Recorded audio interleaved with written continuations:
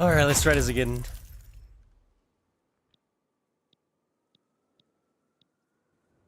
I'll get my ass reamed again.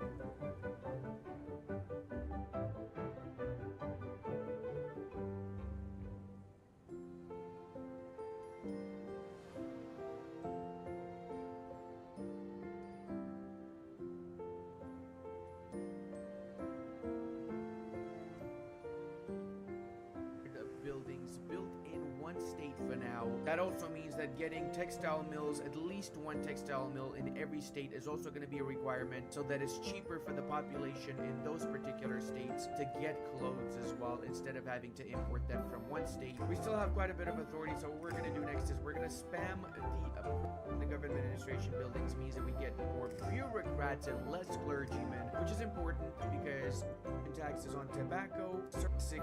That means when foreigners build in our country, we can see those buildings in particular as well. And we also have company owned, because in this patch, companies own buildings in their home state. That being said, we're going to change some of our initial buildings production methods. Non-luxury clothing for the textile mills, market squares, so we actually have a bit of a use for the initial 5 glass works that we start with. We can also change a couple of our fishing wharfs to fishing trawlers, as we do start with one shipyard. So this way we increase the productivity of the shipyard, as well as we can do cargo ports again again, It's not exquisite. non-Japanese owned, so that means when foreigners build in our country, we can see those buildings in particular as well. And we also have company owned, because in this patch, companies own buildings in their home state. That being said, we're going to change some of our initial buildings production methods. Non-luxury clothing for the textile mills, market squares, so we actually have a bit of a use for the initial 5 glass works that we start with. We can also change a couple of our fishing wharfs to fishing trawlers, as we do start with 1 shipyard, so this way we increase the productivity of the shipyard, as well as we can do cargo ports again, so we actually have a bit of a non-luxury clothing for the textile mills, market squares, so we actually have a bit of a use for the initial 5 glass works that we start with. We can also change a couple of our fishing wharfs. Where is that market squares? Initial 5 glass for the textile mills, market squares, so we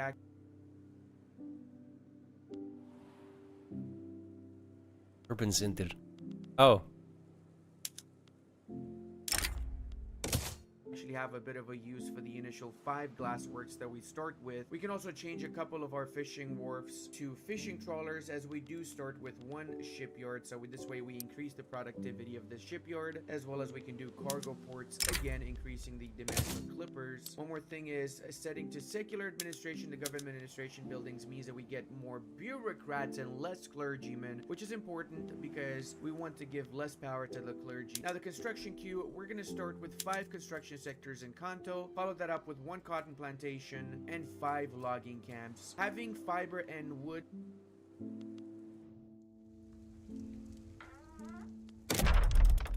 Wait, 5? What was it?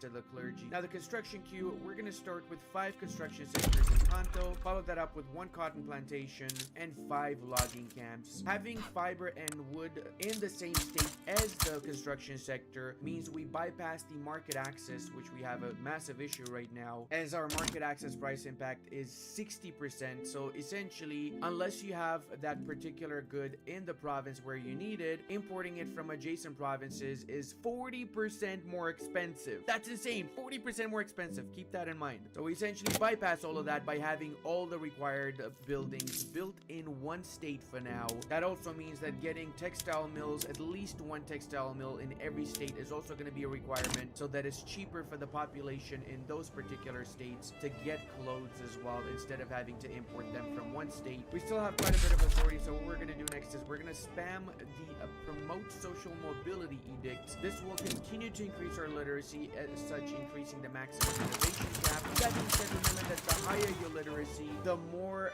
birth rate reduction you get. When you have 100 literacy, you get minus 10 birth rate. So right now we have roughly minus 5.5% birth rate because of our 54% literacy. Not an issue though, we do have 31 million population, which is huge. It's also the reason why we have such massive issues with taxation. 62,000 in unrealized taxes because of the amount of population. The way we fix this is not, of course, by spamming government administrations, because what that means is, sure, we get a little bit of extra taxes, but the cost for maintaining these government administrations, as well as the input cost for paper, is going to destroy our economy. So we would eventually pay more for that than we would be getting back in taxes. So then how do you fix it, Ludi? You fix it by switching away from traditionalism, which gives minus 25% taxation capacity. You also go for appointed bureaucrats as your bureaucracy legislation, which gives plus 25 taxation capacity. So these 2 laws alone increase your taxation by 50%, and then you also do legislation such as central archives, which gives flat 25 taxation capacity, as well as standardized filing cabinets, meaning we can get from the same amount of government administrations double the amount of taxation. So right now we're getting 260 taxation, we would be getting 390 taxation. So it's not double, but it's close to double taxation essentially. Now early on we have the issue of the shogunate being extremely strong, and in order to get rid of the shogunate with this particular patch, we have to make use of the political movements. Right now, political movements are not that many, so we have to wait until more of them spawn. We really need a peasant movement, which will help us with empowering the peasants and actually passing homesteading. The way that it works in this patch, political I forgot to movements change my have title. a core ideology, and that particular ideology will endorse certain laws as well as it will oppose other laws, and we can bolster or we can suppress these particular movements. We cannot bolster and suppress interest groups anymore as we were able in previous patches, so remember that. Now, until we do get those peasants, I guess we can go for dedicated police force. Reality is there's not much of a choice here. We have to go for whatever we can, really, and we're just doing this to wait for time to pass until we get the peasants movement more than anything else. We're going to be improving relations with the Russians and the British. That's because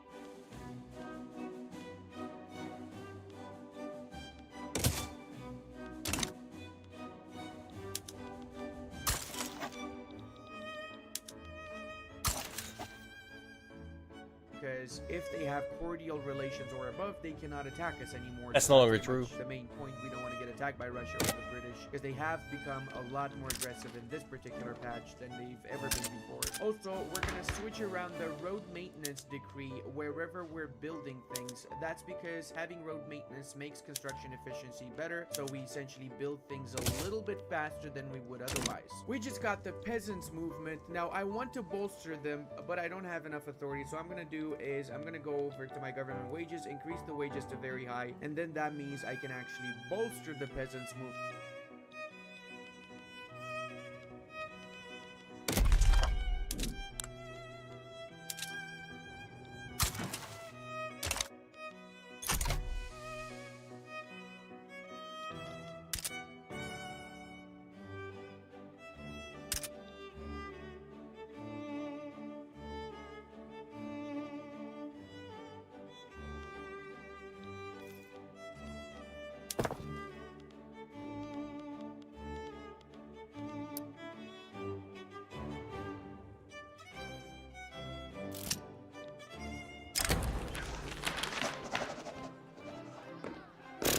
That was sweet. It immediately failed. Oh, we have the peasant move.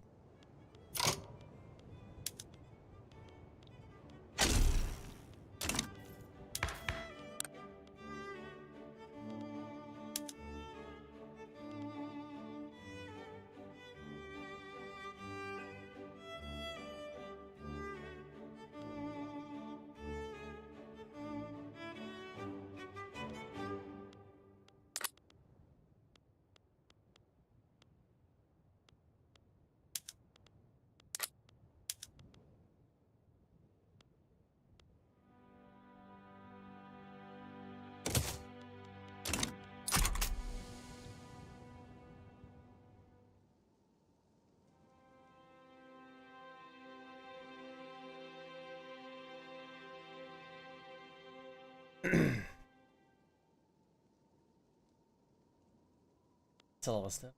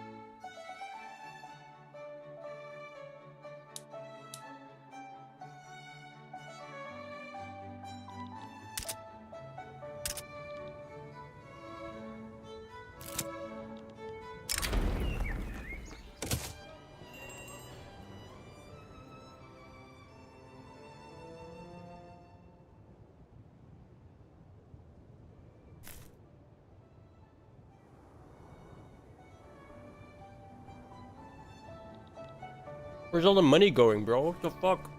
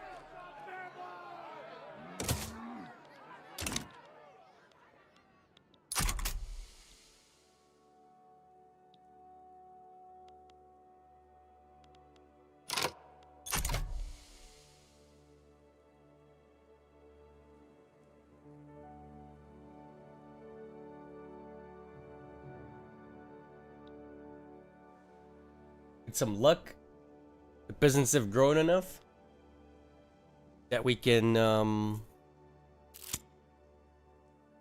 get homesteading.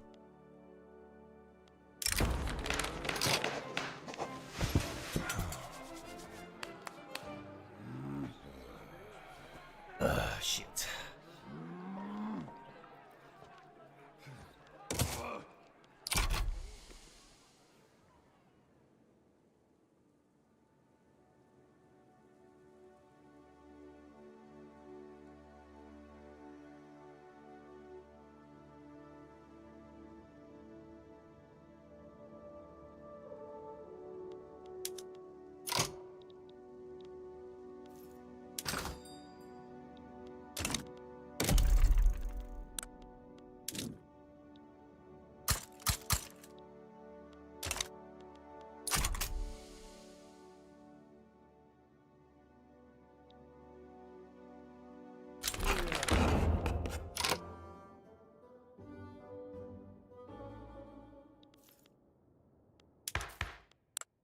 Nope.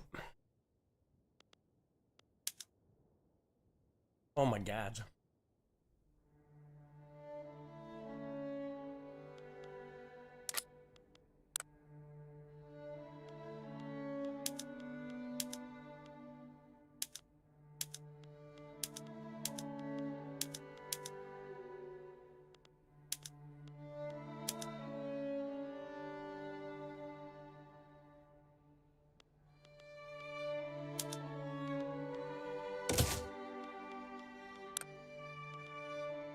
God damn it! A duplicate, but oh, I can't do that. Ugh. That's right, I haven't researched it. Ugh. Oh, this is good too. Oh my god. I don't give a shit about the Shogunate. In fact, we want to get rid of those guys.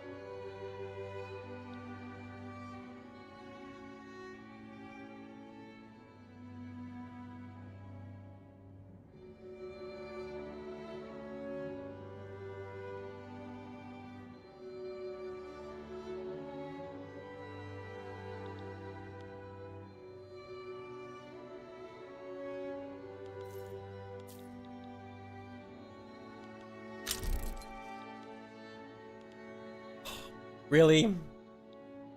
God damn it.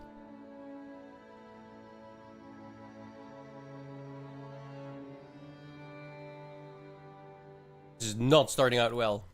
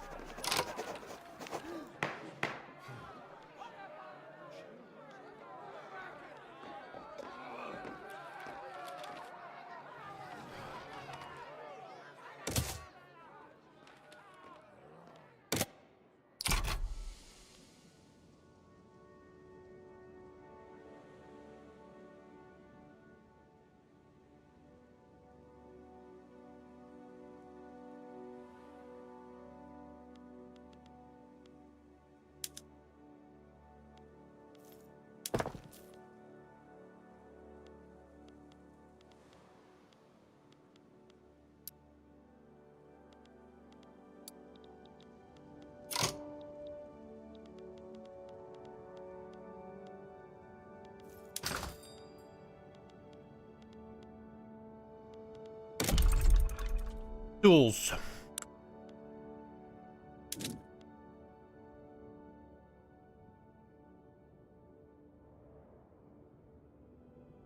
I mean, I built the rest in Kanto, I might as well build this in Kanto too.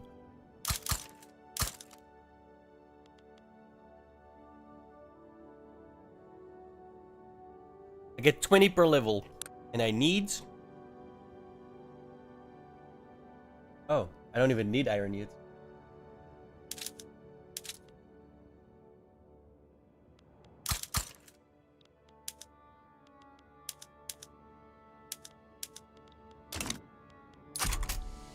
I'm gonna...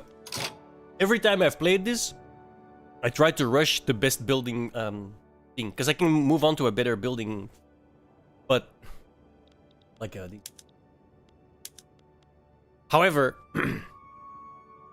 it's bankrupted me pretty much every single time, so I'm gonna ignore that for now, and we're gonna just slowly build up and see what happens.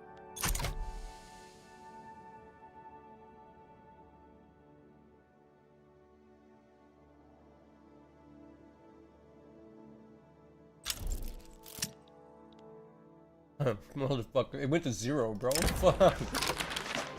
You shitting me right now? Oh my god.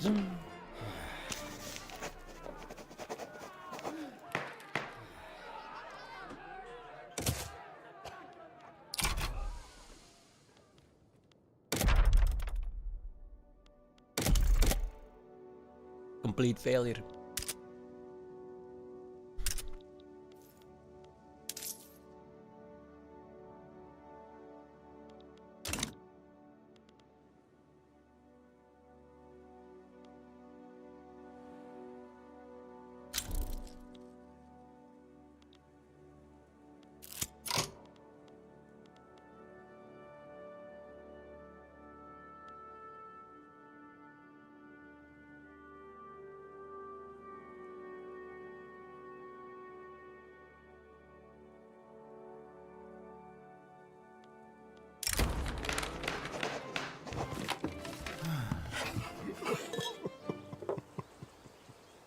That's all of it. All the dirt I've lived.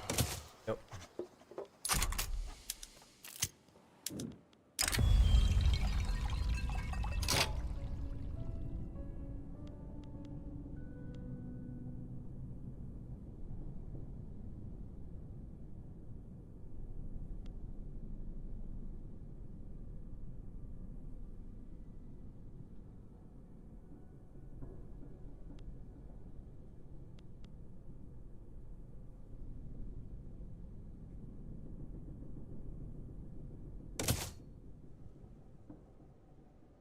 I have no idea which one won.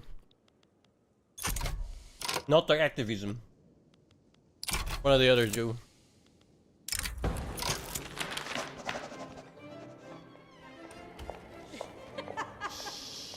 Stalled.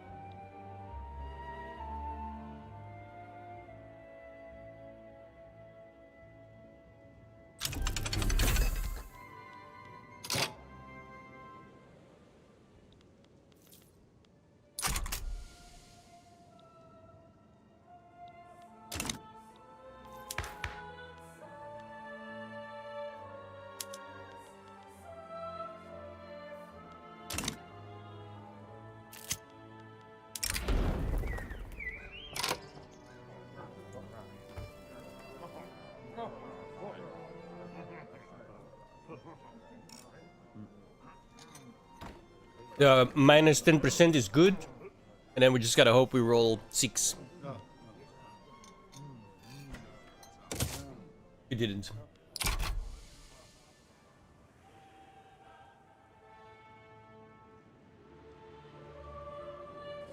I'm about ready to cancel this. I gotta get the other one started.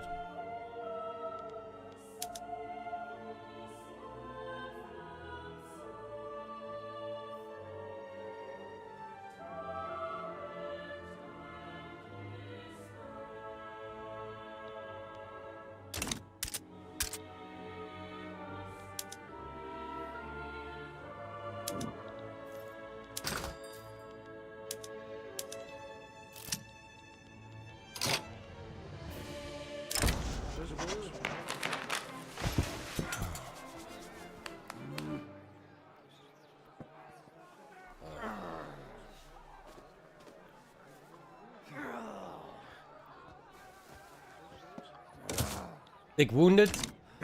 We will cancel this one. Maybe not. Fuck! I can't afford to. It has to pass. I mean, it doesn't have to. I really would like it to pass because it's one of the ones I need.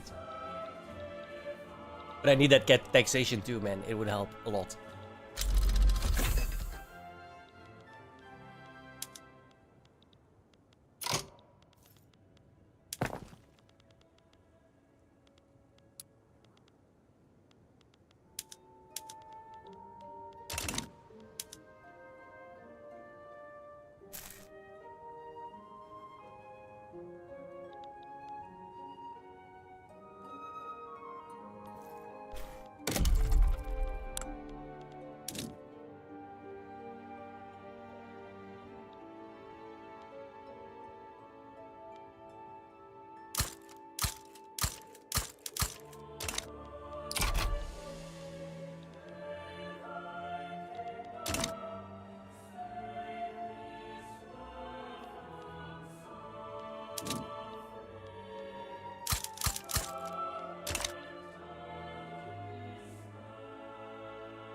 Considering how many I need, might as well.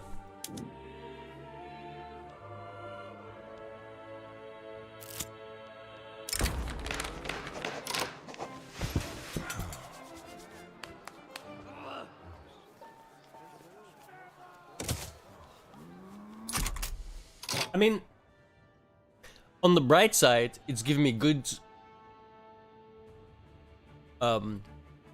what do you call it? Like the interest.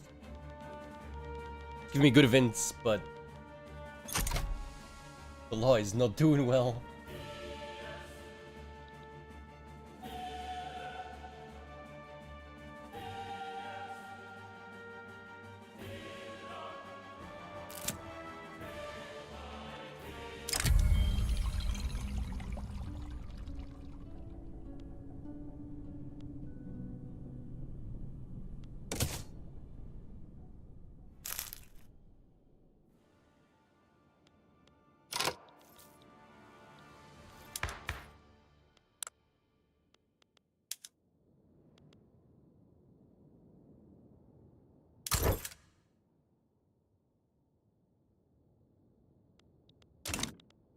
Ooh.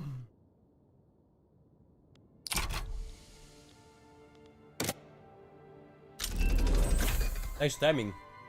Hopefully.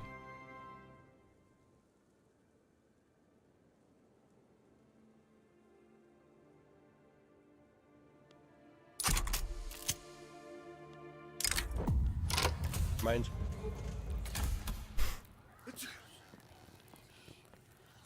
Ugh. Fuck. Give me a break.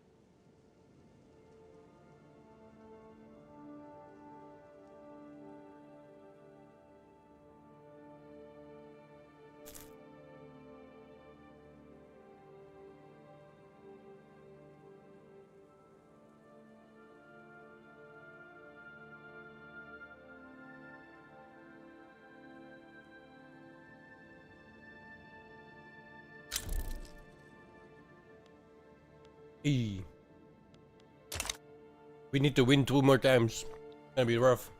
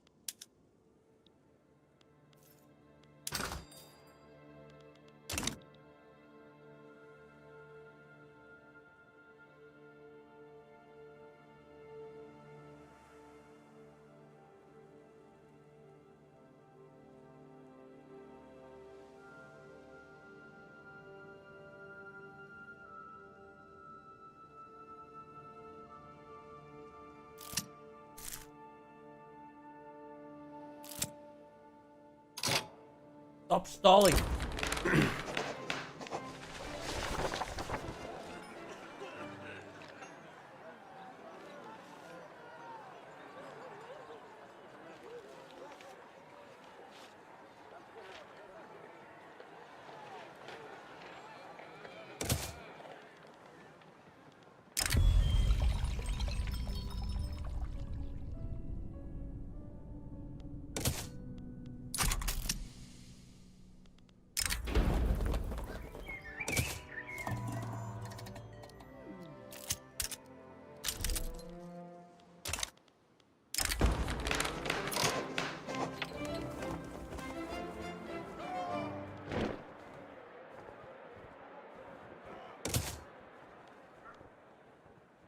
Bah.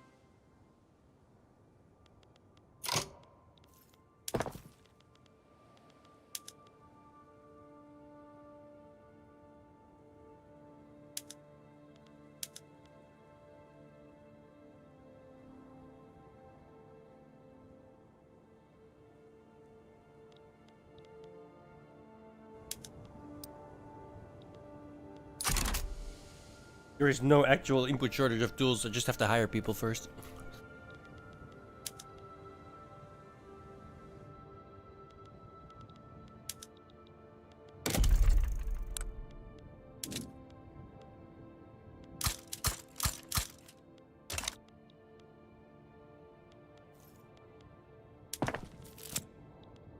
For fuck's sake. Can you stop?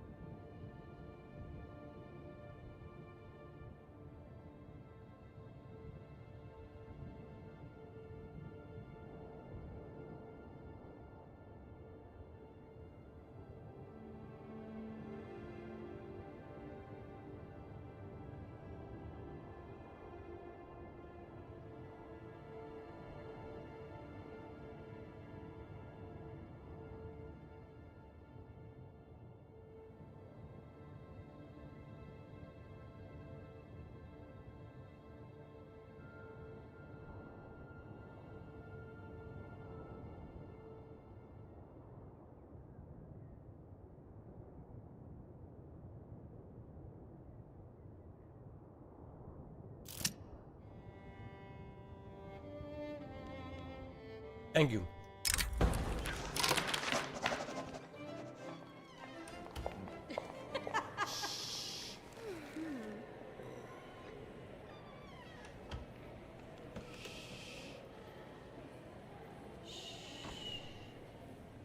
Grifter, what does that do? No.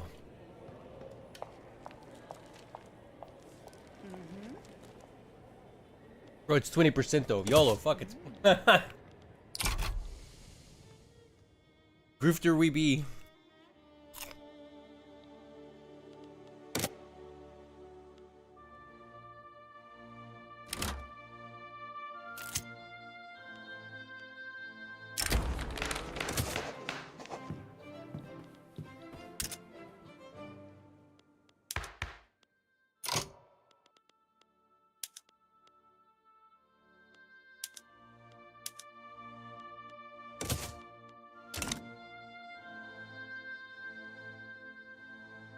Oh no.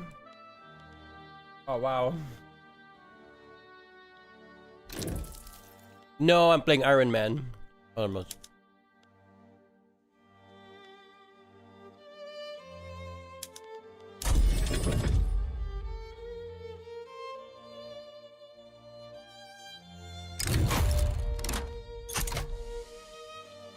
We have to deal with it.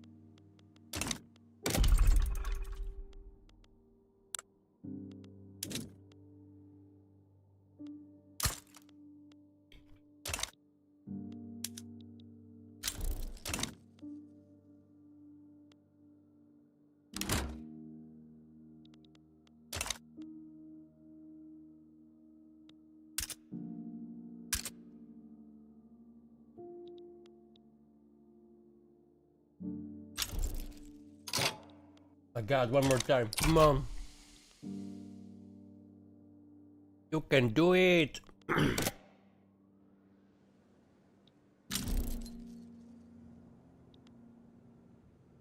Great.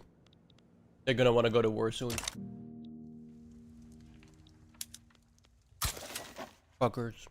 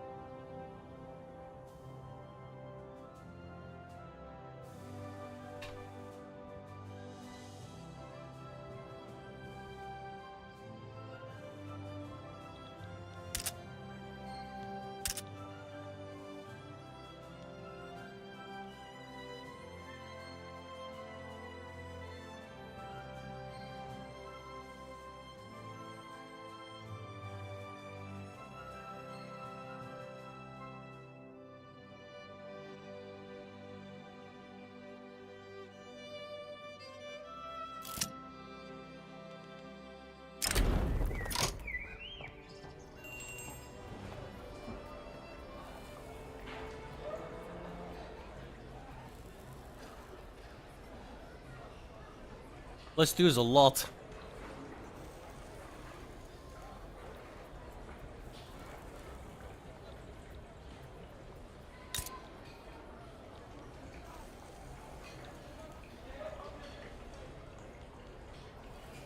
Ooh.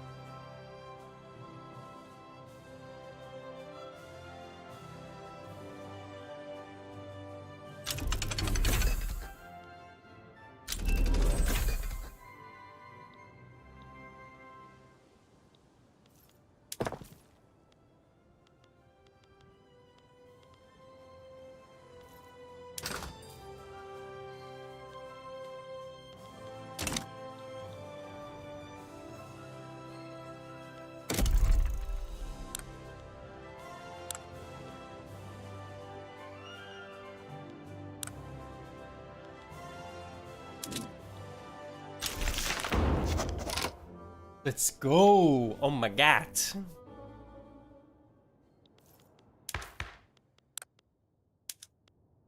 Yeah. Yeah. I gotta get rid of traditionalism. Fuck.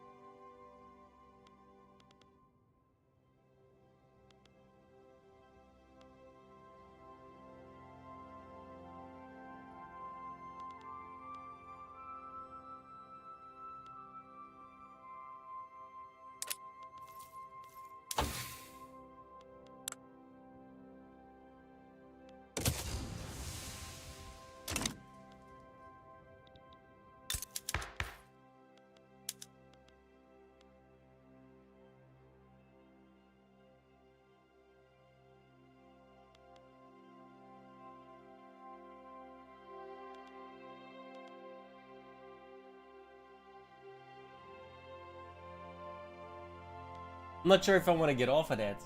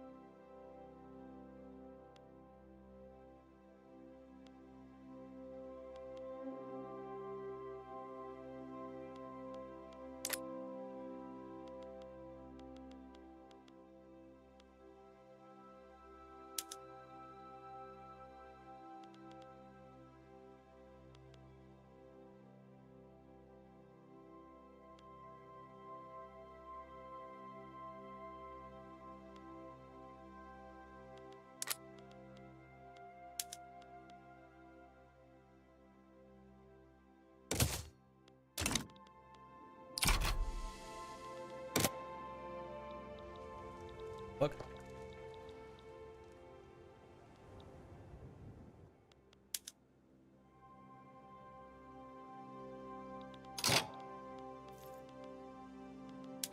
Okay, now I'll set the mines, not the mines, the tools to use iron. So they'll start getting employees for the mines.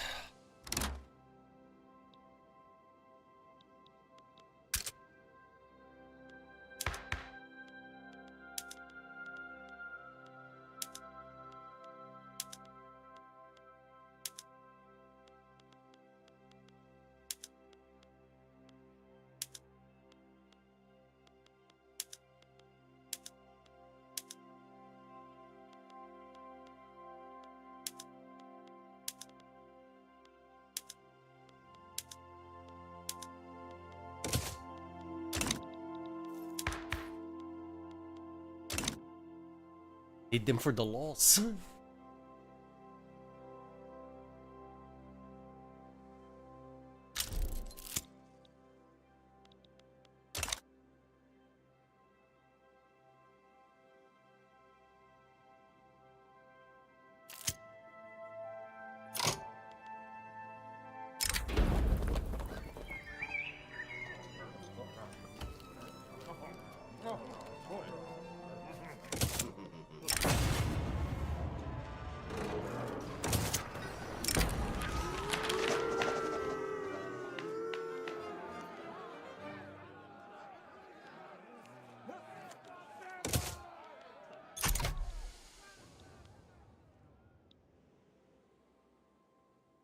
Starting to lose money again.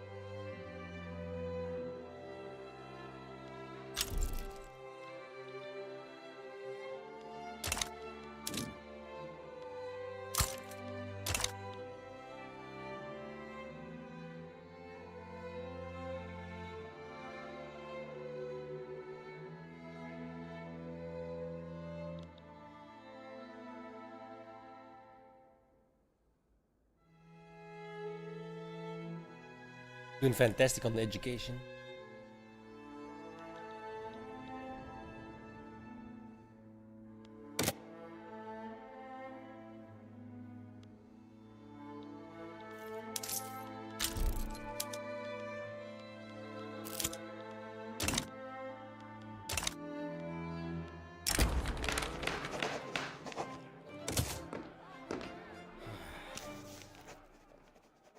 And it started off so well.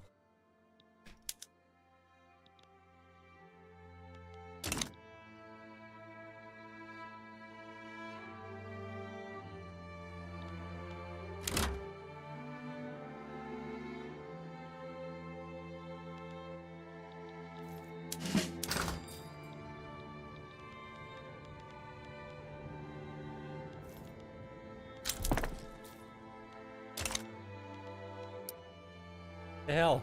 Why? Everyone needs tools, man.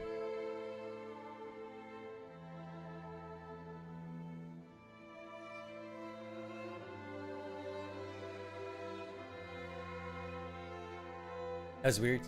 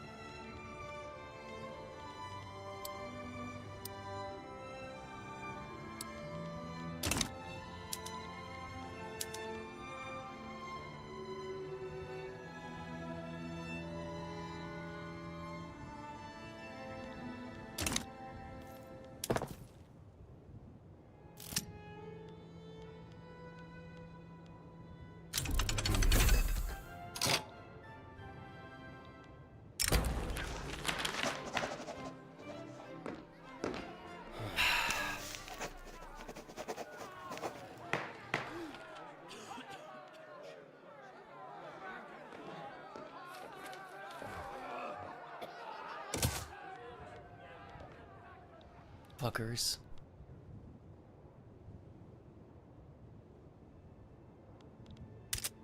I was just thinking when that event happened, I have to do X, and now I don't remember what X was.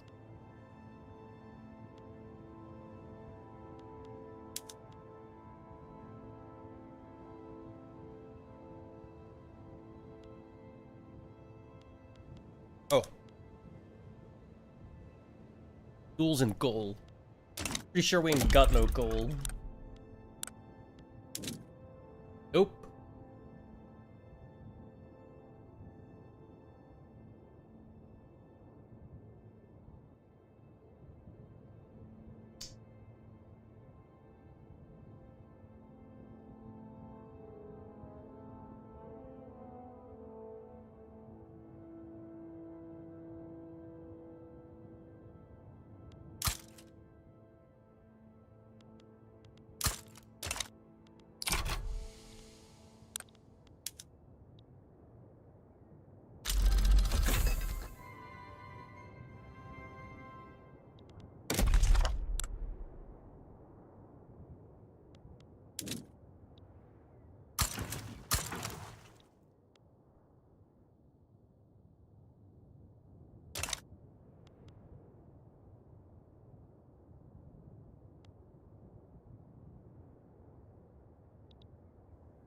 Come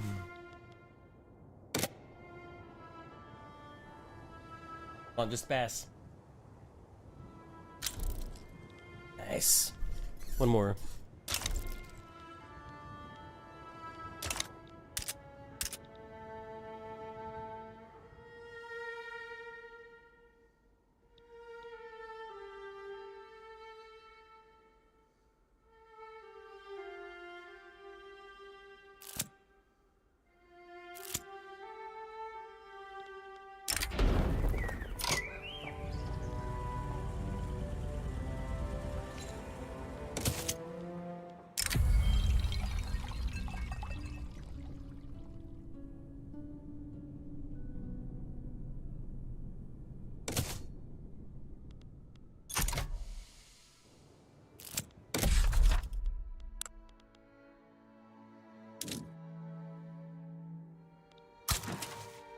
Oh.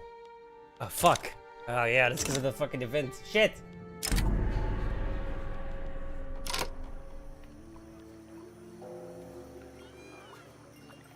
That's so many guys, though.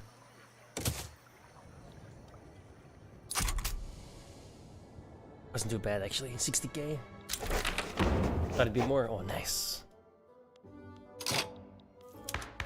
That'll help fuck with the Shogunate. Still 40%.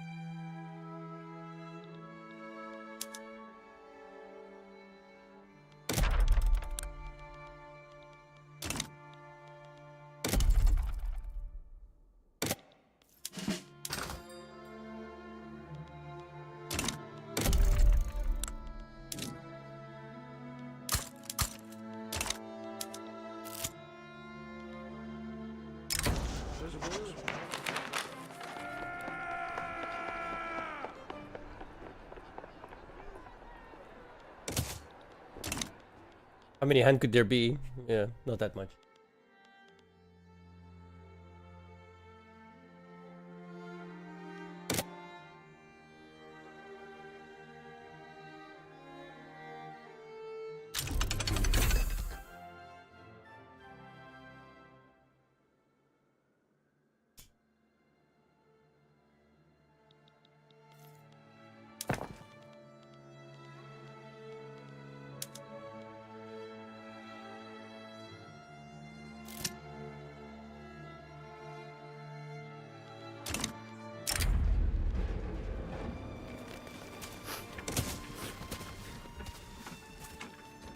We don't really give a shit about the Buddhists, so.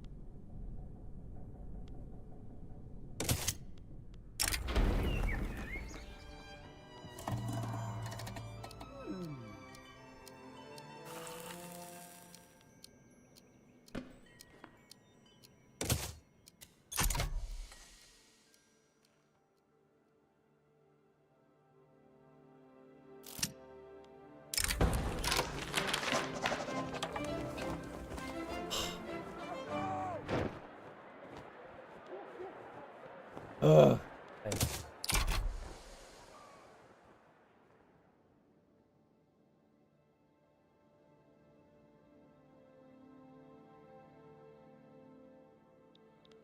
Goddamn islands.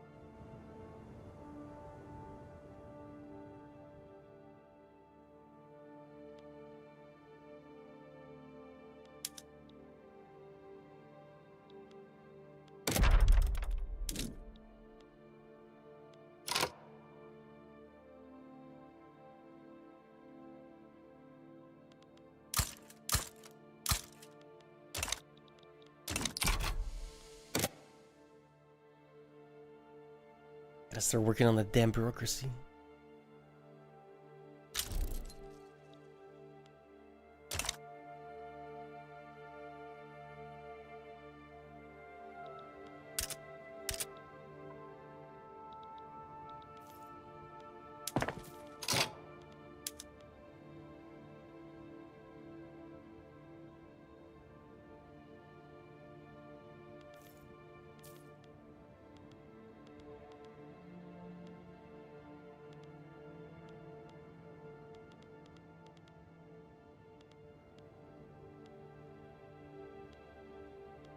Where the fuck was I? Here we go.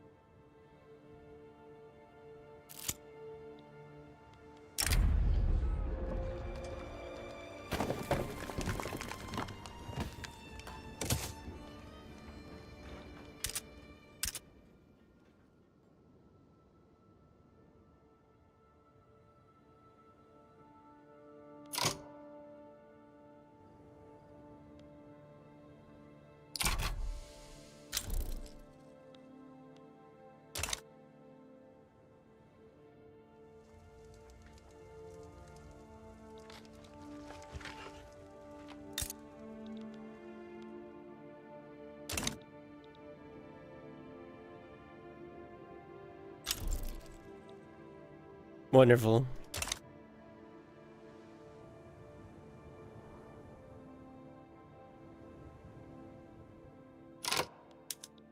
A drought, just what I needed.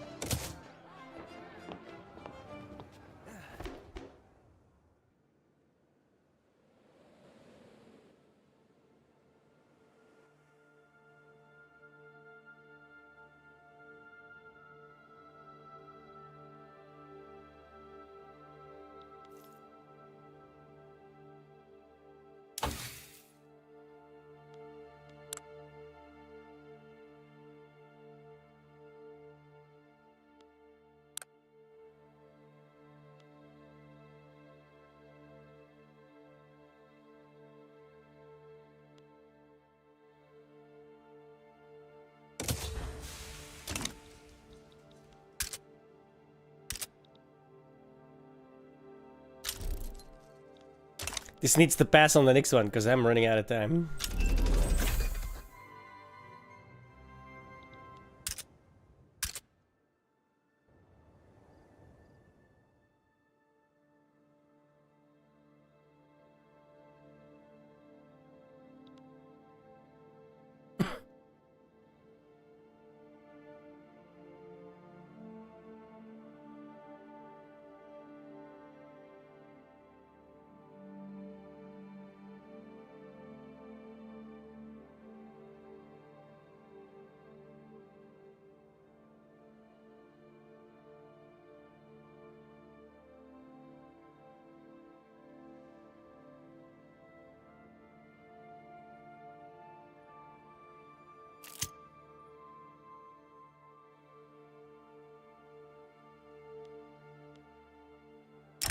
Fuck my life. Well, that's not gonna.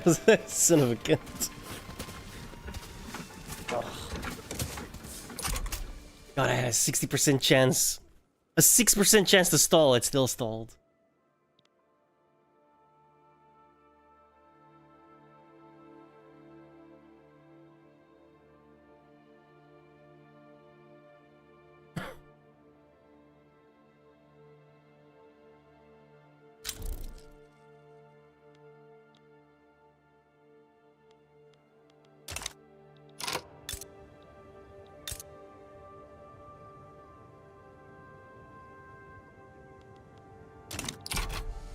Give me that gold. I need it.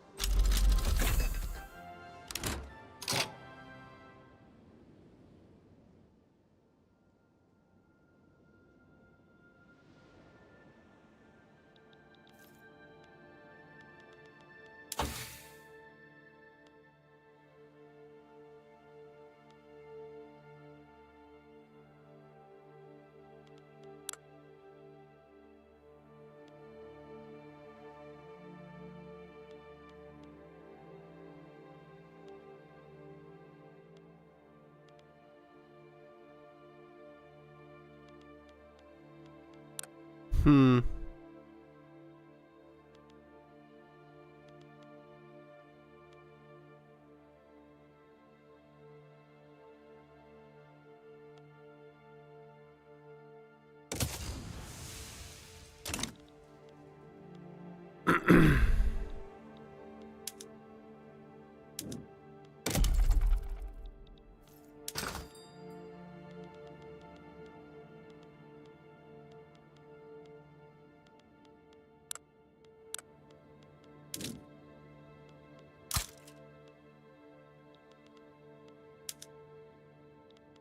Oh, okay.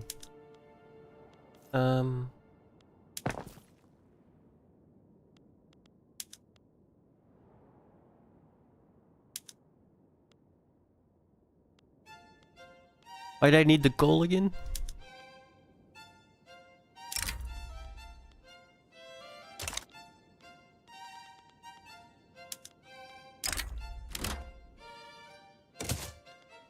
It's already at 0.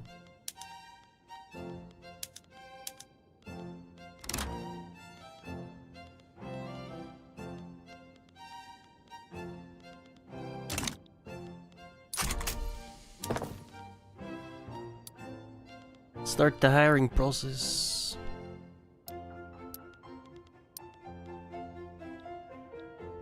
Not the firing process, what the fuck?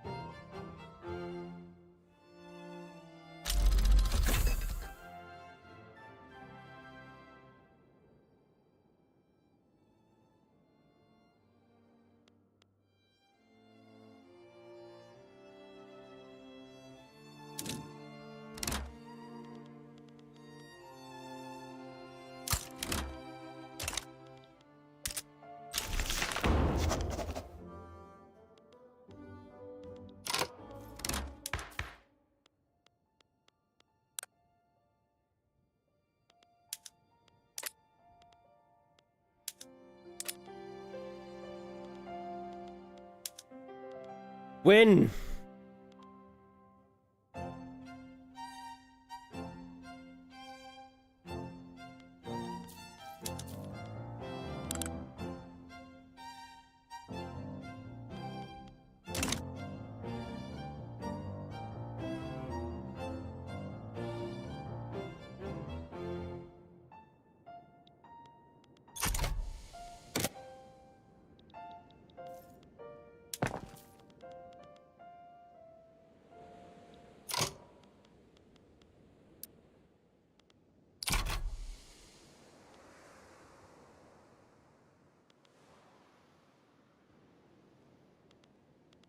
Hey.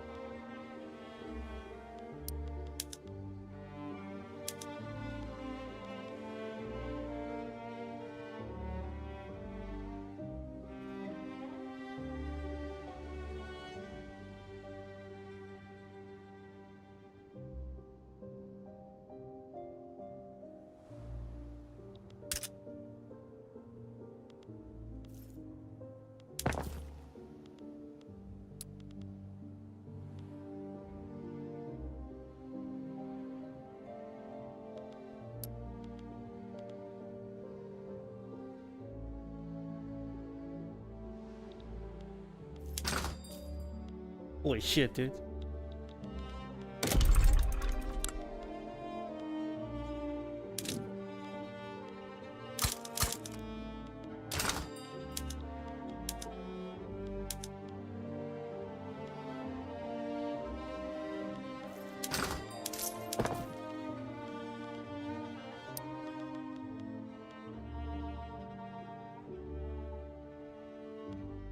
I'll wait a little bit because I need way more iron.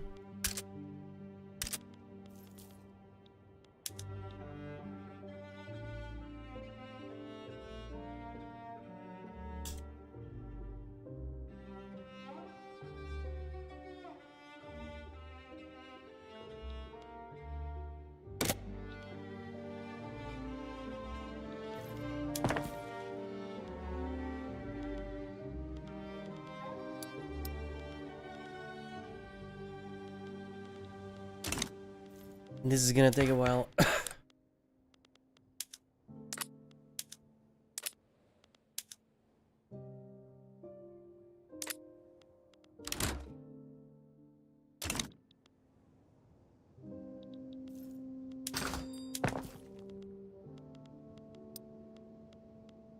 Just hire more people, dude. What the fuck?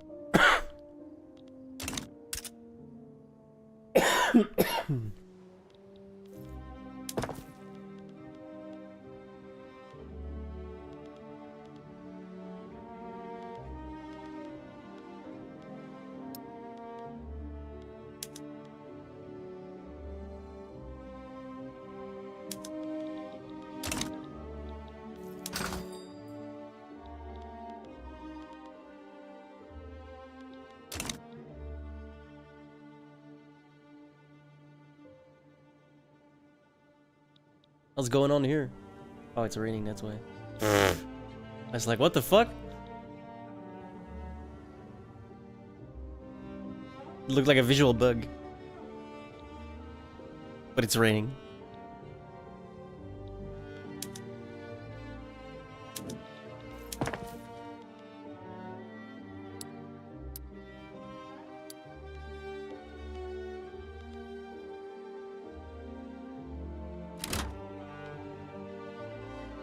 Bro, why?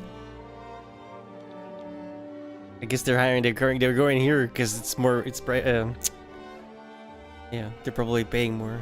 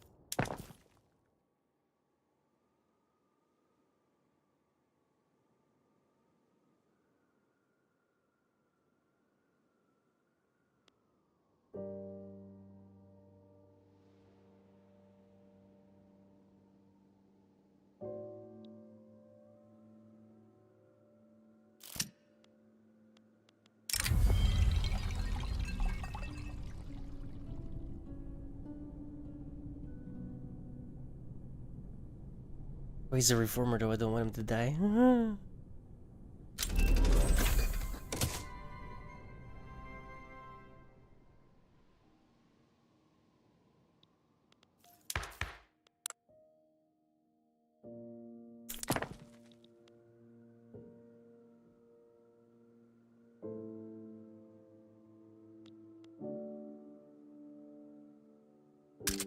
7? Fuck. Oh. Oh, yeah. How many more do we need? 70.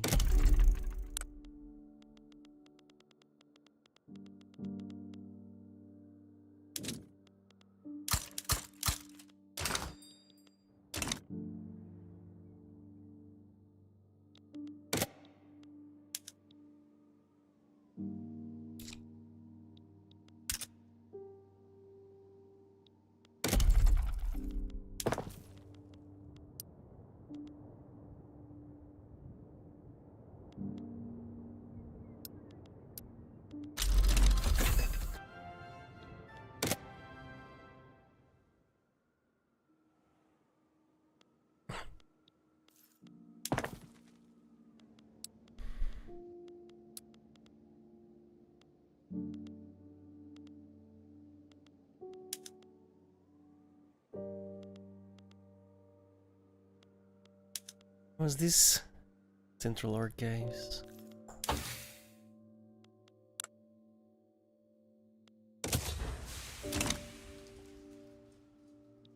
We're gonna have to start making paper.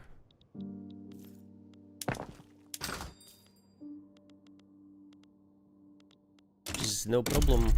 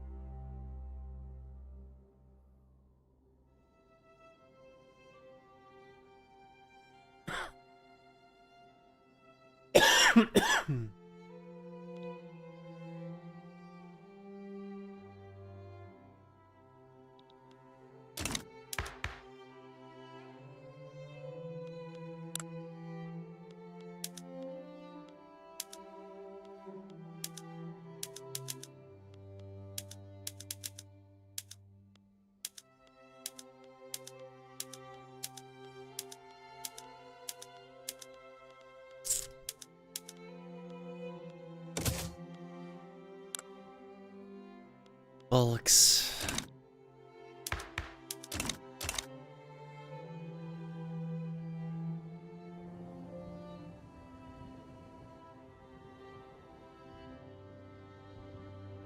Sure, that's what fucks me over the most, dude. The fact that I can't get the Shogunate out.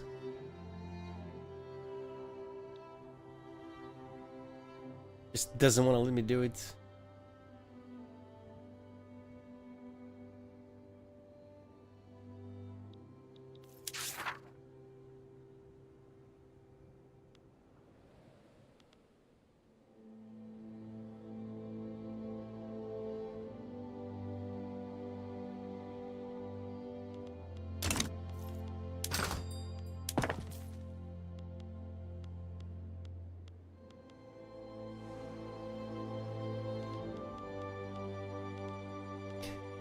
Literally everything that I have that can do atmospheric is on atmospheric, and it's still like, no, no.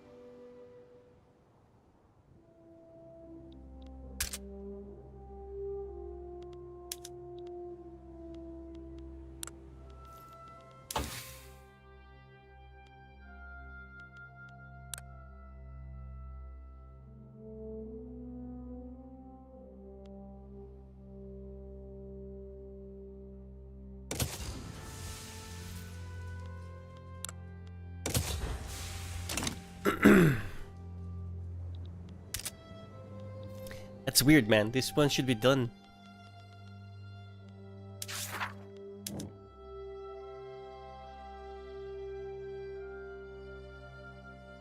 All of those are on... What do you mean 60%? It's so fucking... What? Literally all of them are on atmospheric pumps. Oh. Wait, that's not built yet, though.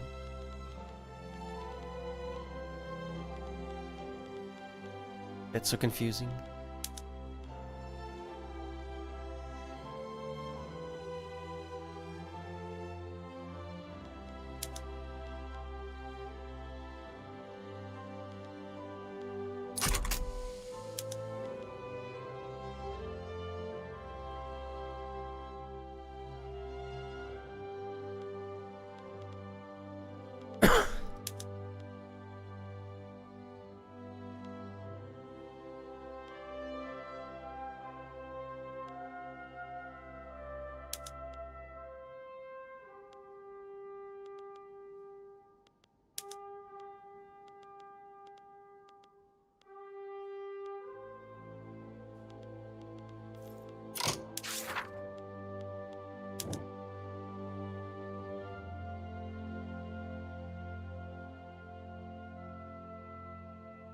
Yeah, it's so confusing. I have all of those mines. They're all on atmospheric engine pump, and it still says, oh, 60%.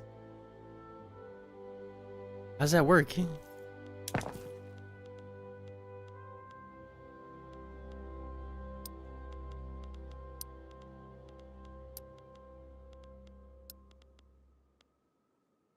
What?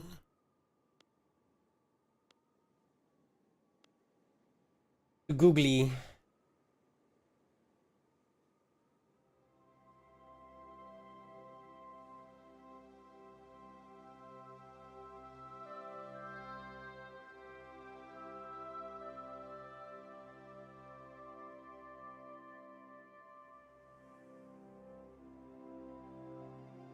Maybe because it's not built yet.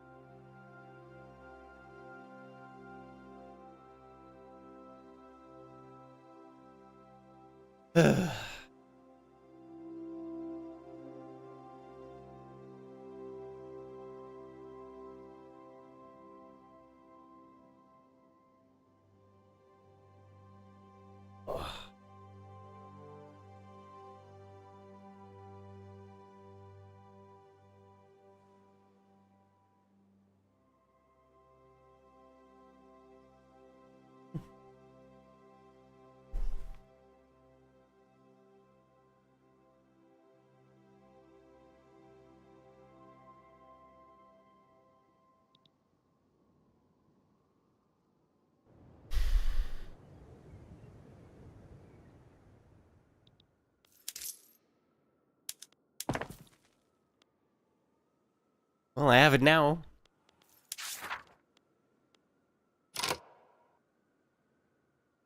It's still complaining.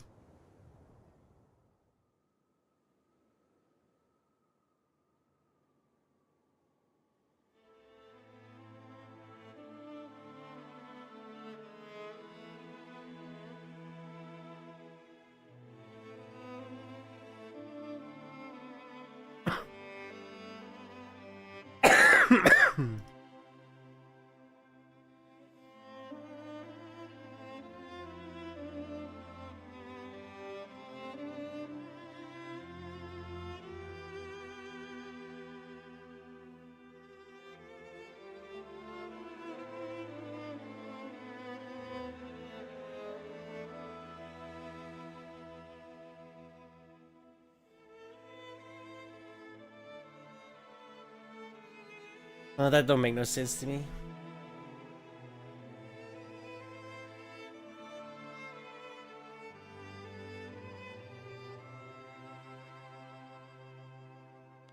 Whatever.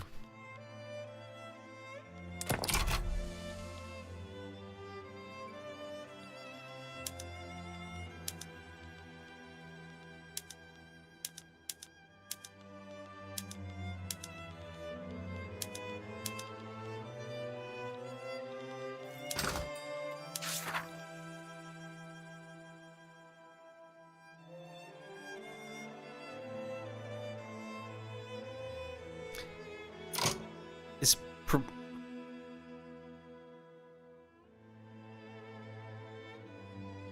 maybe it's a weekly profit?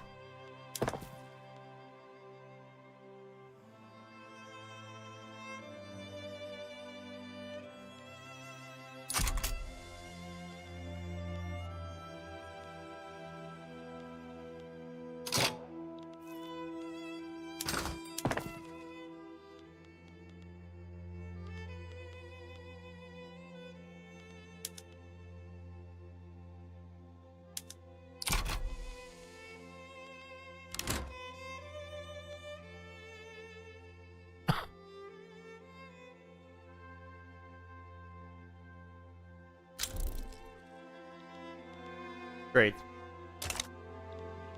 Here comes Britain.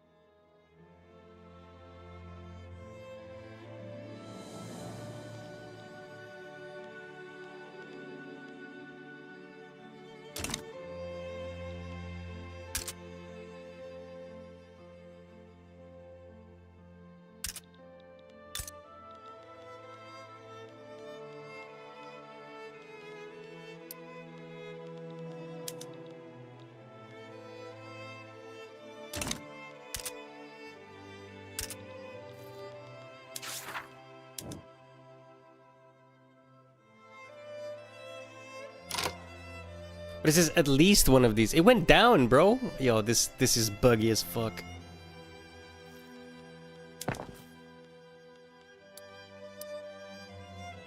How did it go down? Whatever. That's just bugs.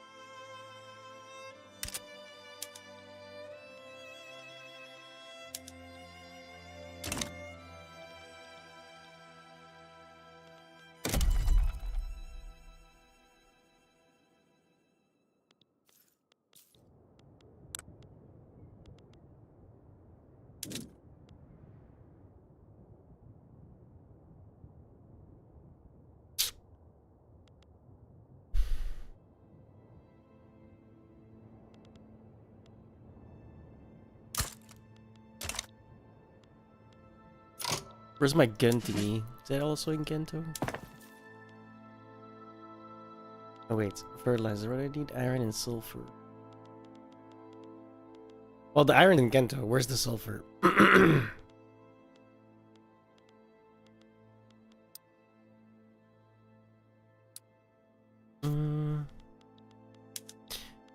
Yeah, why not? Same problem technically, but...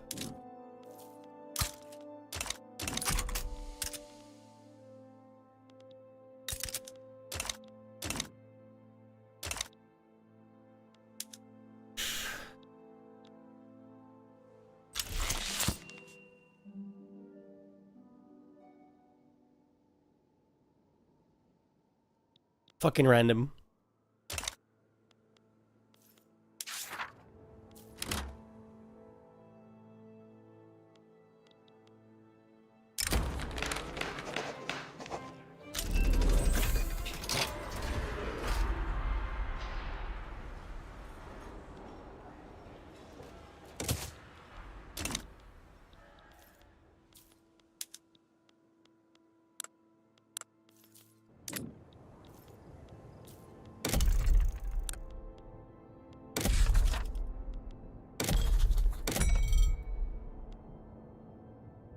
Needs skulls, but it also needs engines. So let's start setting up engines.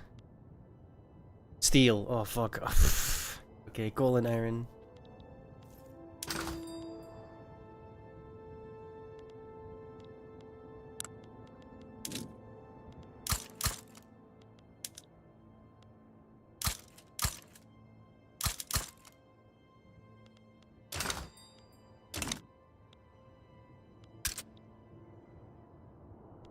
That is so weird, dude. Why is the lid doing that? Fucking hire people then. What the fuck? It's ridiculous.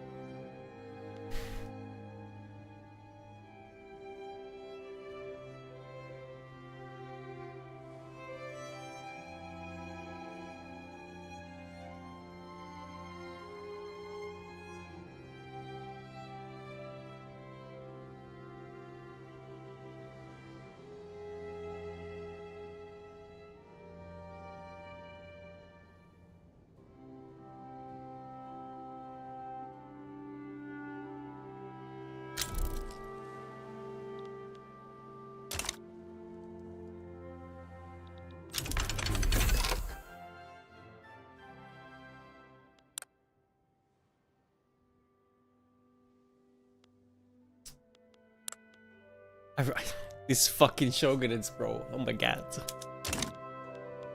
I just can't deal with him.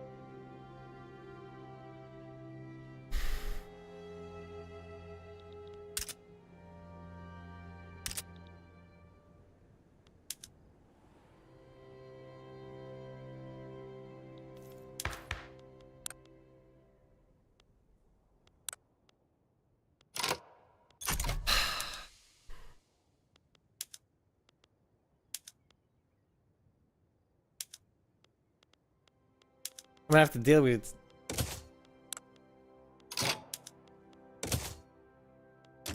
and hope. Cross your fingers.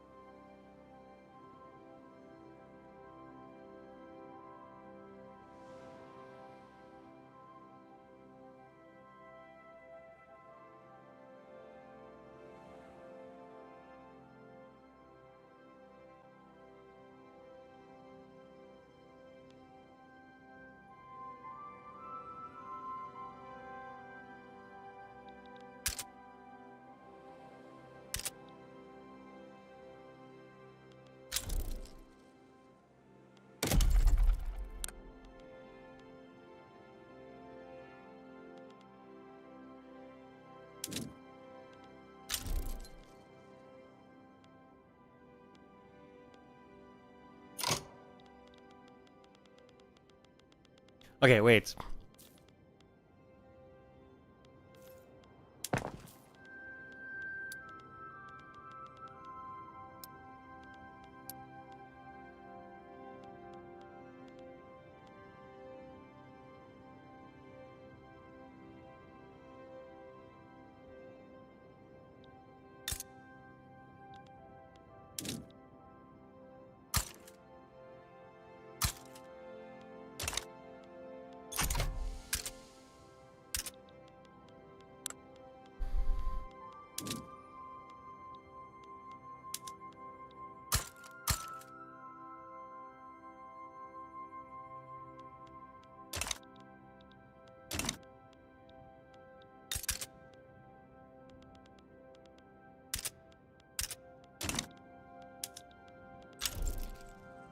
I want to start building one steel mill already.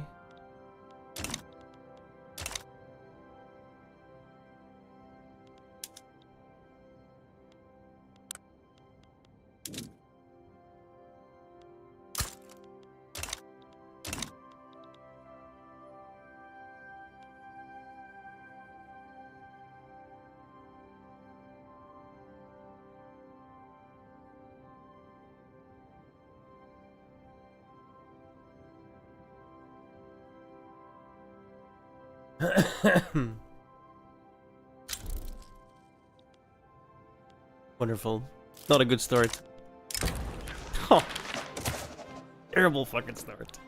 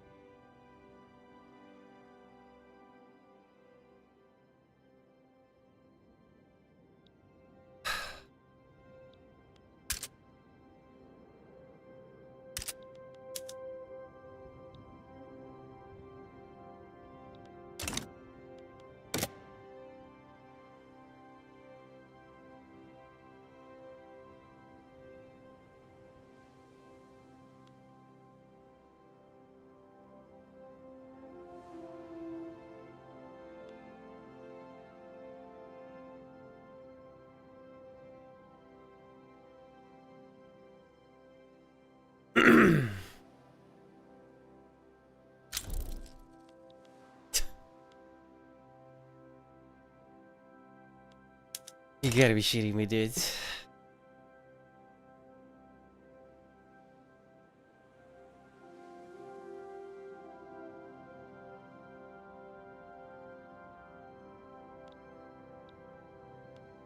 Happened in the moments leading up to the stabbing death of a Frisco ISD student, Austin Metcalf.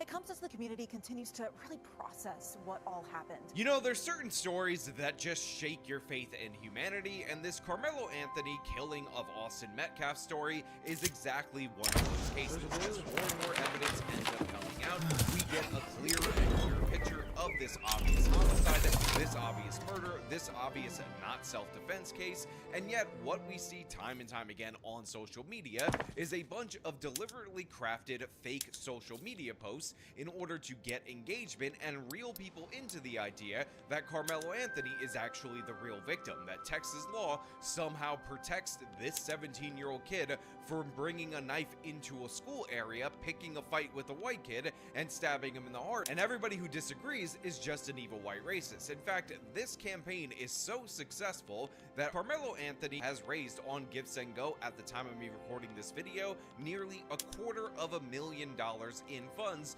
in order to allegedly pay for his defense at the criminal trial, but will likely be compensation for members of his family in this particular case. Now, we're going to break this down. We're going to break down all the lies and then go over the police report and expose how the lies being put forward aren't even alleged by Carmelo Anthony in said police report. But before we do, I want to thank everybody who supports this channel via actualjusticewarrior.com/join.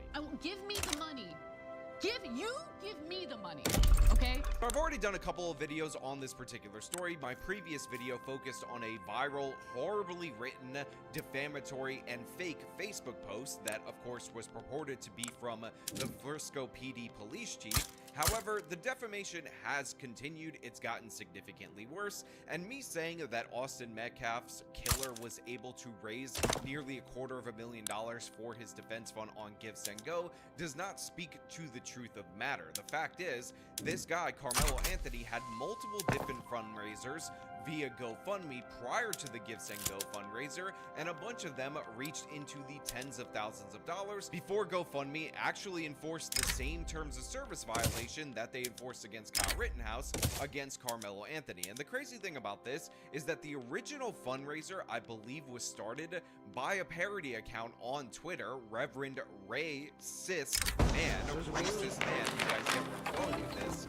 And that fundraiser itself also raised tens of thousands of dollars on GoFundMe prior to its cancellation, prior to GoFundMe shutting it down. So these people are not deterred. They want to give a bunch of money to Carmelo Anthony, and the reason why is some of them believe in the misinformation that this is an innocent Beba Angel black kid that is being railroaded by an evil white racist system, but a lot of them just like the idea of... Can you fucking... Oh my god, bro. Being killed by Carmelo Anthony, a black black kid who has a history of violence. While here at St. Patrick's, Unbelievable. students shocked about what happened. It's been That terrible every single classmates would be time. charged with such a serious offense. One Oh, girl if this that we fails, spoke I'm with playing knew something Anthony else. pretty well, that she says, and told us this. I'm in shock because it's like I wouldn't expect that from him. I only know him fighting and stuff, like, you know, but to take someone's life is just like a different level. They think it's funny, they think it's hilarious, they think it's some kind of racial revenge against the whites, a la the O.J. Simpson jury that quite literally knew he was guilty of murder and voted not guilty anyway for revenge against Rodney King. Do you think that they're members of the jury that voted to acquit O.J. because of Rodney King? Yes. You do? Yes. How many of you think felt that way? Oh, probably 90% of them.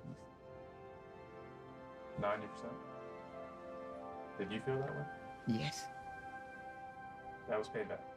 Uh-huh. You think that's right? And it's the kind of story that just shakes your faith in humanity, shakes your faith in the idea that we can have a unified country. But I want to make something 100% clear to all of you in my audience, which is in my previous video and in the video prior to that, I got a bunch of different comments from people purporting to be black Americans that are absolutely disgusted with this situation. Normal, regular, non-activist, non-misinformed black people, for the most part, are not on the side of the murderer. I mean, I'll in this take it, particular obviously. case, and I do think that is quite notable because I don't want people to smear black people as a whole in this country when plenty of black people in this nation have a sound moral philosophy that guides them in these particular cases, and they understand that this is not a legitimate form of self-defense. Also, again, the people who are misinformed by all this campaign in order to deliberately misinform them, I don't blame them 100%. We've seen this phenomenon before when it comes to Black Lives Matter cases, so I'm not surprised that the propaganda within the community is so strong. So again, give the people a little bit of a break. However, let's be clear, there are definitely bad actors that absolutely love this. They think it's funny, they celebrate this, and they excuse this based on a past of evil white racism. Somebody has brought to my attention this video from Amazing Lucas, where again, he quite literally laughs at the death of Austin Metcalf and then blames post-traumatic slave syndrome for Carmelo Anthony's actions. That's what seems to be the story, is that this kid came out in self-defense, and you had one incident where it says, hey, touch me again or come at me again and see what happens. Now, what happens, the kid, the high IQ, this is what they want to say, according to the racists, the high IQ, you know, pattern recognizer, per capita elitist, what does he do? He goes and touches the kid again. And sure enough, this is the ultimate, from what it seems, the FAFO. Like, that's not, just being in this country, that's not how we're trained. Bro, this lecture just makes no sense. It just partly due to post-traumatic slave syndrome. why not just hire people? But yeah, that's not going to happen. But there has to be a certain level of privilege. Shit's like all I over said, the place, man. post-traumatic I don't get slave it. Master syndrome that would somehow trigger in your brain to see, well, what is he going to do? You know, what are you going to do to me, huh? I'm the master. And that's where that privilege comes from. And sure enough, This guy's a we retard, found dude. out Holy that, shit, oh, what's he saying? Privilege doesn't really, you know, protect you from, you know, knives. I don't know what to tell you. It doesn't protect you from knives. Let us be clear about this. These are the people that are on the wrong side of this issue. These are the people that are backing the killer. These are the people that are knowingly or stupidly, I can't tell which with Amazing Lucas and half of these people, repeating dumbass talking points that have no basis in reality. And by the way, allegedly, a member of Carmelo Anthony's family is also putting forward absolute lies related to this particular case in order to help defend him. And I just want to highlight one of the posts that, of course, was covered by the local news. They definitely had to report on this side of the story, and I want to juxtapose that to what Carmelo Anthony himself said in the police report. A relative of a Frisco teenager took to Facebook to defend him Friday. Kevin Hayes wrote that Carmelo Anthony defended himself against violent aggressors in a now viral Facebook post. He calls the victim and his twin brother bullies and claims they tried to take his belongings, broke his phone, and stomped on it. So yeah, this is from Kevin Hayes, who purports to be a relative of Carmelo Anthony, and he says the truth about Carmelo. Let's set the record straight. Enough with the misinformation and let's talk about facts. First and foremost, it says it's normal, all caps, for students from different schools to gather under another school's tent. Carmelo had friends there and he wasn't trespassing or looking for trouble. 2. The claim that one of the twins had never seen Carmelo before, a blatant lie. 3. No student has the right to remove another student from a school-owned, in all caps, tent. The school owns the tent, not the twins. 4. Carmelo is a track athlete. The twins are not. He wasn't even expecting to see them there. Now, I've actually seen it disputed on whether or not Carmelo was a track athlete or not. Some people had reported that he was skipping school in order to be there, but let us be clear about this. We don't know. It's speculative at the time, and unfortunately, in response to the lies and disinformation put out by these black activists that, again, are celebrating the murder, or in this case, a family member trying to shield his family member, we don't have the truth at this moment in time, but again, we will discover the truth later. But let us get into the heavy allegations being put forward by this individual. Now, here's what they don't want you to know. The twins didn't just ask him to leave, they tried to jump him. Before attacking him, they tried to take his belongings, broke his phone in all caps, and stomped on it. The twins are known bullies, all caps. So ask yourself, if two 200-plus-pound attackers came at your child, what would you expect them to do? And yet, despite everything, the media is trying to destroy Carmelo's name. They keep posting pictures of him with an airsoft gun, not even a real firearm, to manipulate public perception. Why? Because they want to paint him as a criminal instead of a victim. Now, he goes on to say that Carmelo I queued up the wrong one. GPA, Give me more money, it's fine. things, That's the one we needed, the Central Archives. Shit. Wow, I noticed that when it completes. GG. Trying to make the case from Carmelo Anthony, which is, of course, that the twins, as a pair, were trying to jump Carmelo Anthony. And, of course, by the way, these were known bullies that knew of Carmelo before, and Carmelo didn't even know that these two bullies were going to be there, who he had issues with in the past. So first, this should be obvious. If Carmelo knew these people, if he had previous issues with them, and then he's carrying a knife on him and then sits under the tent, that makes it worse for Carmelo Anthony. Remember, according to the witnesses, which we will review again, Carmelo pulled the knife out of his bag prior to any physical altercation. So you have somebody who allegedly, according to the relative, has a history of being bullied by these two individuals. He ends up sitting in their particular area. He is noticed by those individuals, and then he immediately pulls out a knife, again in a concealed way, and says, "Touch me and see what happens. Punch me and see what happens," according to another witness, and then he stabs one of these twins to death.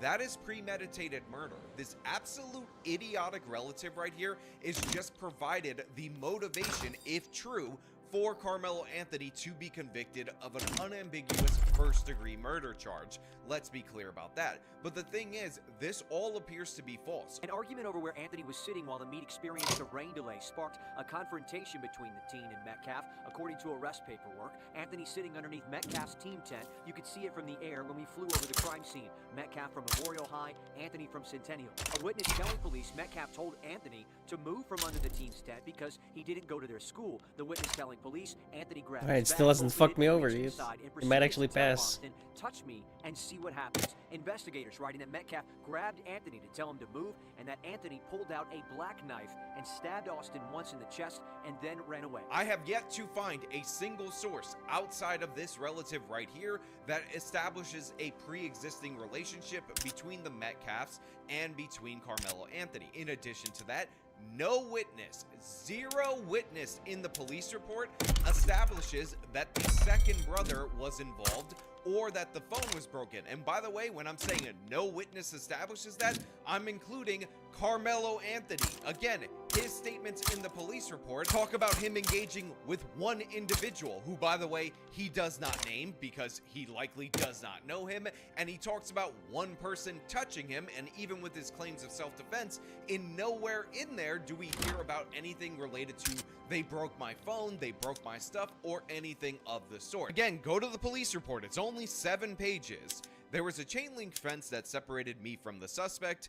I gave the suspect instructions to keep his hands in the air. During the time the suspect said verbally out loud, I was protecting myself. It should be noted that I had not questioned him about the incident when he made that comment. I asked him if he had any weapons. He said no. I patted him down for weapons. While we were walking along the fence, I did not locate any on his person. I instructed the male to continue walking along the fence, which he complied, towards an area where there was an opening in the fence that led off the track. While walking him off the track, the suspect said, quote, "He put his hands on me." Then I detained the suspect in handcuffs, handcuffed behind his back, and sat him down on the ground. Officer A. Rissi arrived at the scene at the time. I conducted another pat down, and then I searched the person after he gave consent. This is where that iconic quote comes from, by the way, where he advised that he had the alleged suspect, and then the suspect, being Carmelo Anthony, said, quote, "I'm not alleged, I did it." Now we have from another officer, as we were walking to the squad car, the suspect was emotional, and he said, quote, "He put his hands on me. I told him not to." I did not question the suspect about the incident while he was escorted to the patrol vehicle. I searched this person again and had him sit in the backseat driver's side of the patrol car of the vehicle. They give the number right there. Okay, let's While start the suspect was in the backseat, the I railway noticed network. fresh blood on his middle finger. I verbally acknowledged that I saw the blood out loud so that it would be captured on my body-worn camera. It should be noted that the suspect asked me, quote, "Is he going to be okay?" while he was in the back seat. Now, it is important to understand that the absence of evidence is not evidence of absence, but nowhere in any of Carmelo Anthony's spontaneous utterances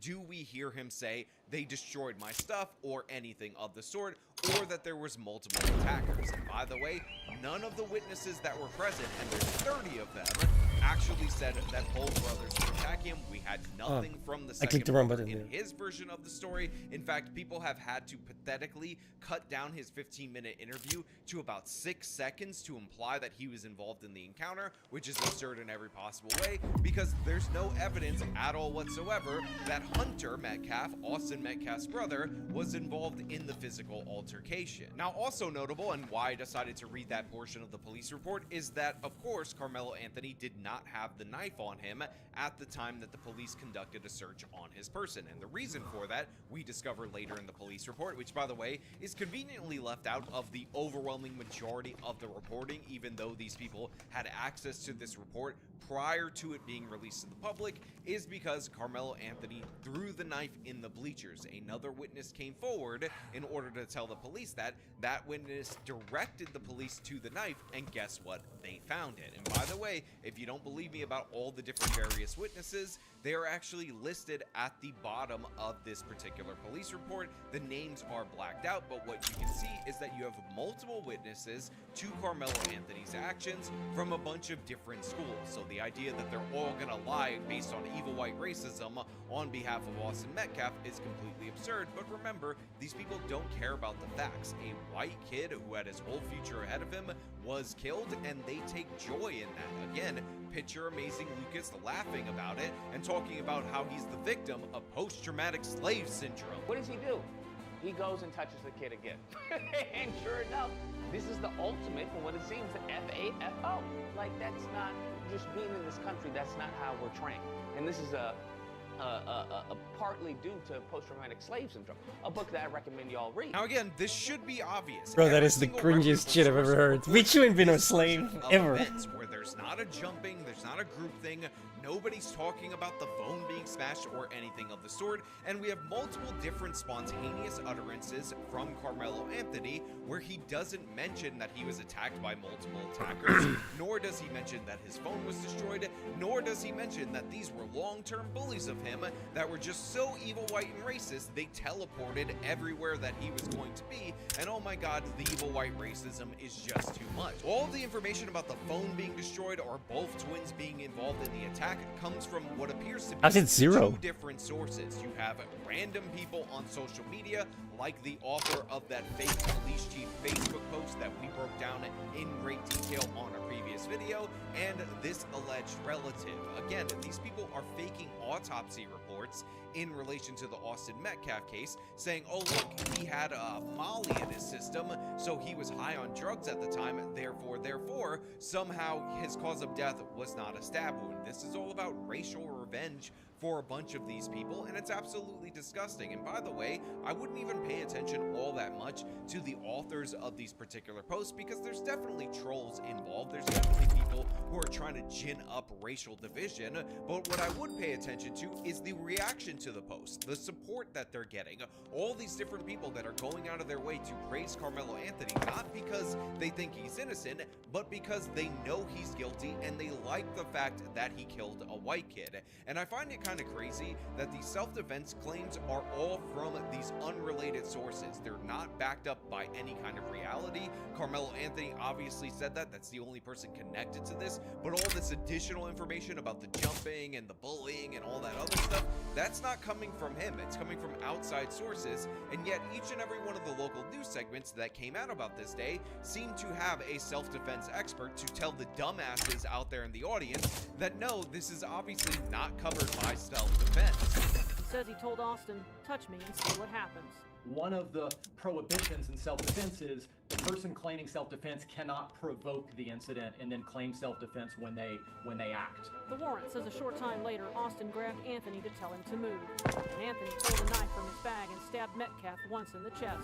Anytime the alleged victim does not have a weapon, that makes it difficult, not impossible, but difficult for the suspect to claim self-defense.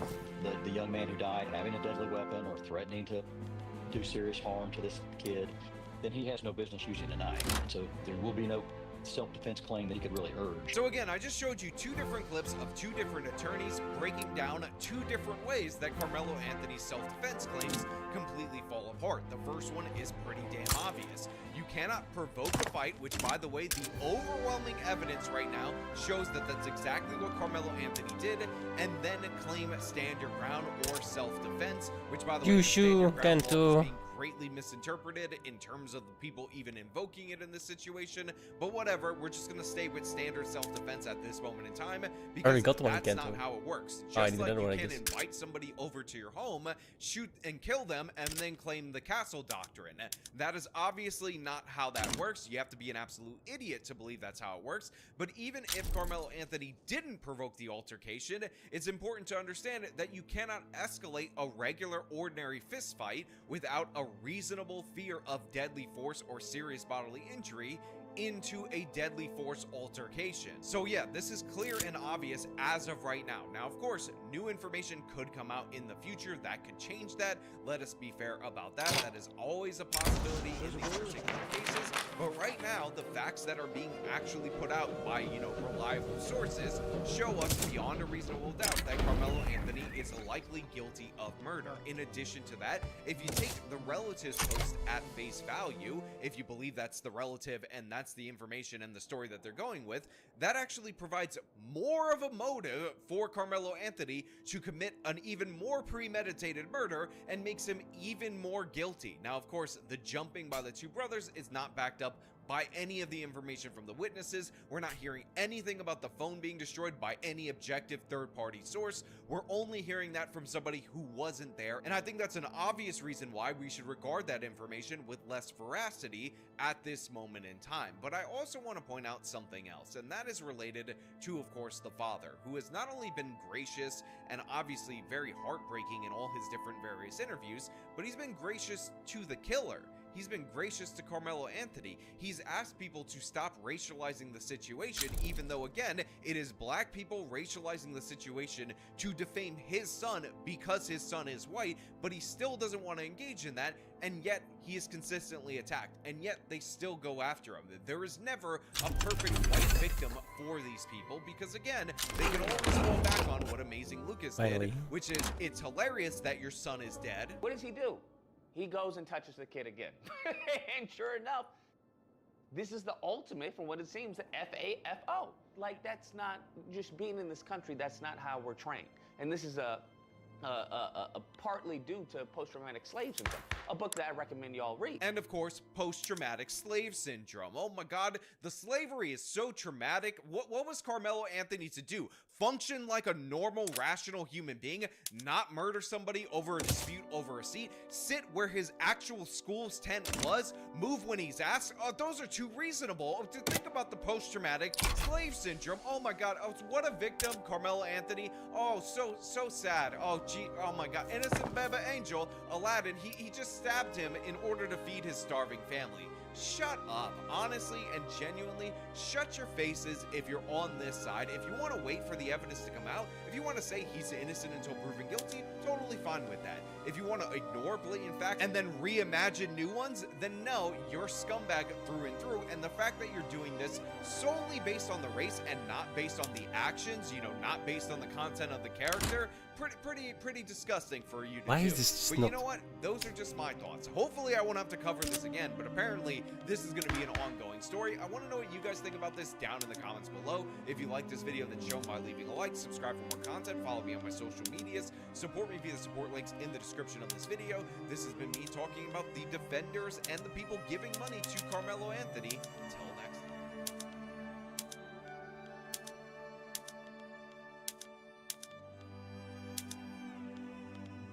Well, I know you've all been sitting there waiting anxiously for a new Neil Breen movie to come along.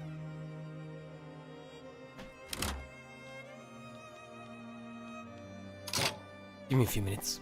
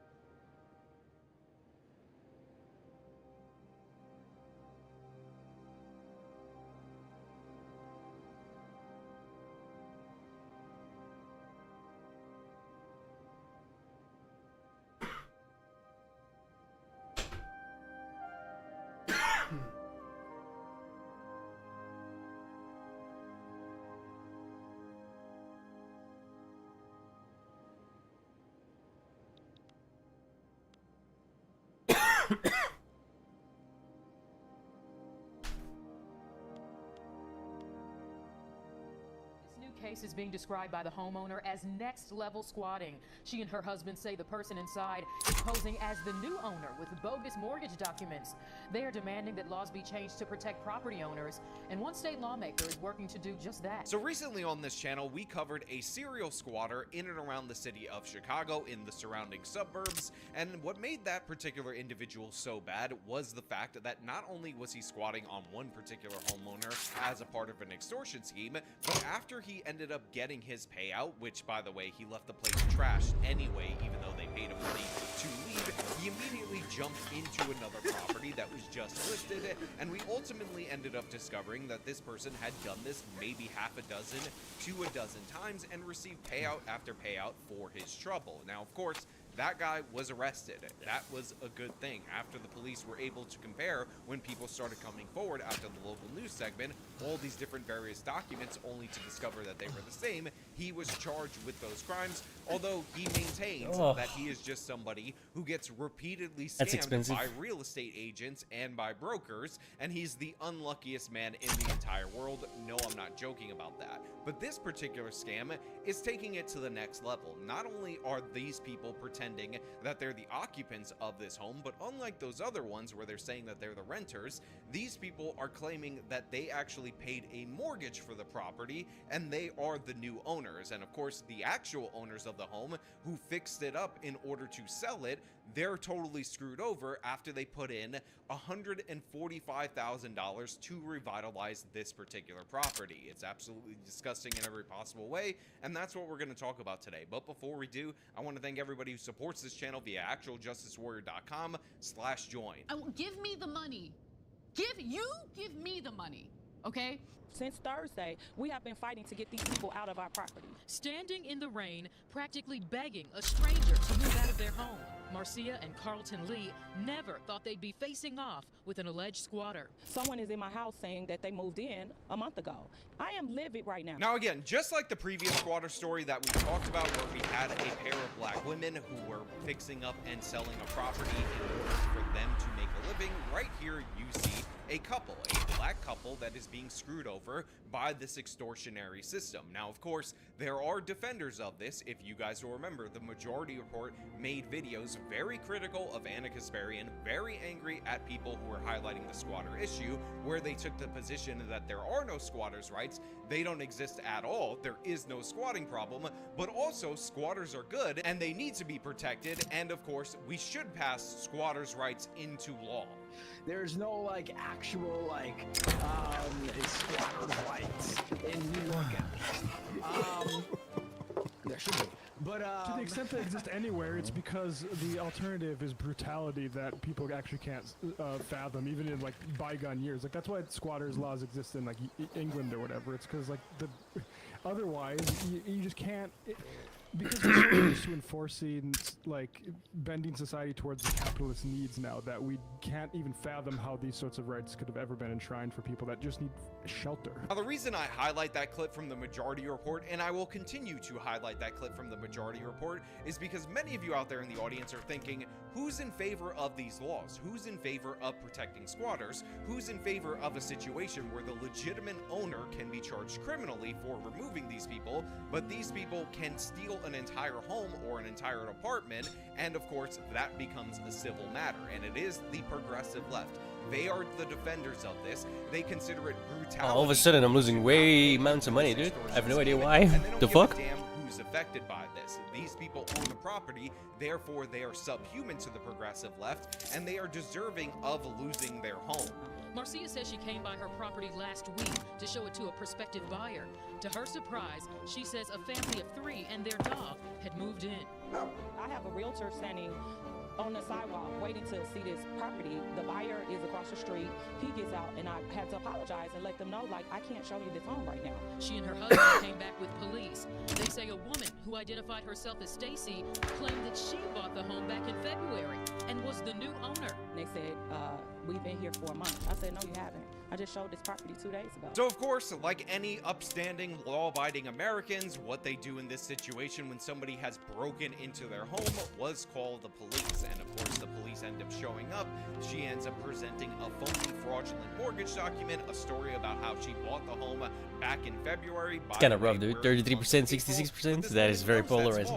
Better be the 33%. We really need that to pass. And these people had to have moved in the 2 days since she had last been at this property, showing it to another prospective buyer. But what ends up happening in this scenario? And we talk about this a lot on this channel. Somebody breaks into your home under normal circumstances to steal your stuff.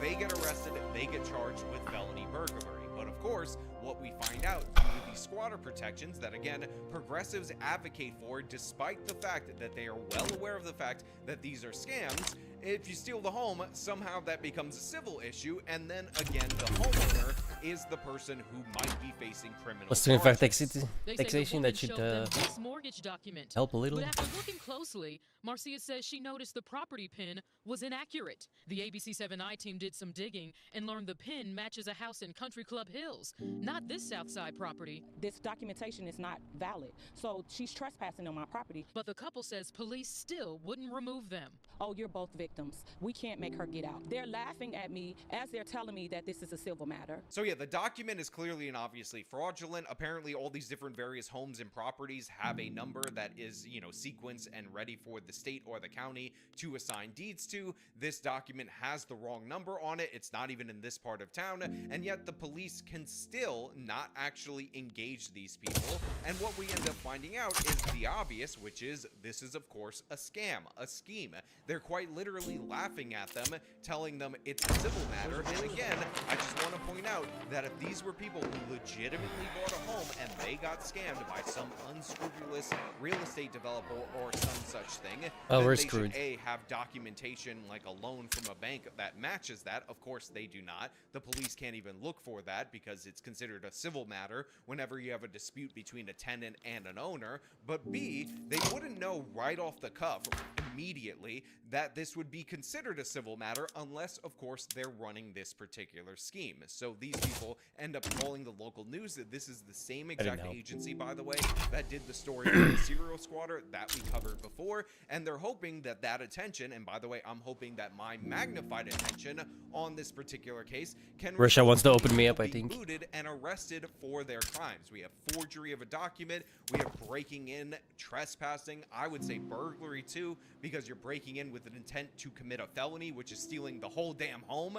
and they should face serious criminal charges for this. We saw your story before, we like your coverage, that's why you were the first one that we called, because we want action. Illinois State Representative LaShawn Ford says he's working hard in Springfield to crack down on squatting. It's happening, as you know, across the state, and it puts owners and landlords in a bad position. As rent prices continue to soar, he believes the problem is only going to get worse in Illinois. Once they get in, the landlord has to go through what you call the Forcible Entry Act in order to evict them. That means that they have to go to court. So once again, we hear the same exact thing that we've heard in a bunch of different various cities and states. And I will remind you that until Florida fixed their laws, this was popular there. These scams are actually popular in cities like Houston and a bunch of different places in Texas because these people are operating in this scam zone, again, being encouraged by progressives, being encouraged by the fact that many of the people running these scams actually get a payout, and it's absolutely disgusting in every possible way. But until you change the laws, until you react with the force, with the consequences that are necessary to deter this, you're going to see this keep happening. And when we get a positive ID on these individuals, I will not be surprised to discover that they've been running this scheme multiple different times. They've been paid out by other people that probably will come forward to the local news because they'll recognize the dog, although unfortunately throughout the course of this segment they don't appear to have any images of the people that are occupying this particular property. But this is what these progressives want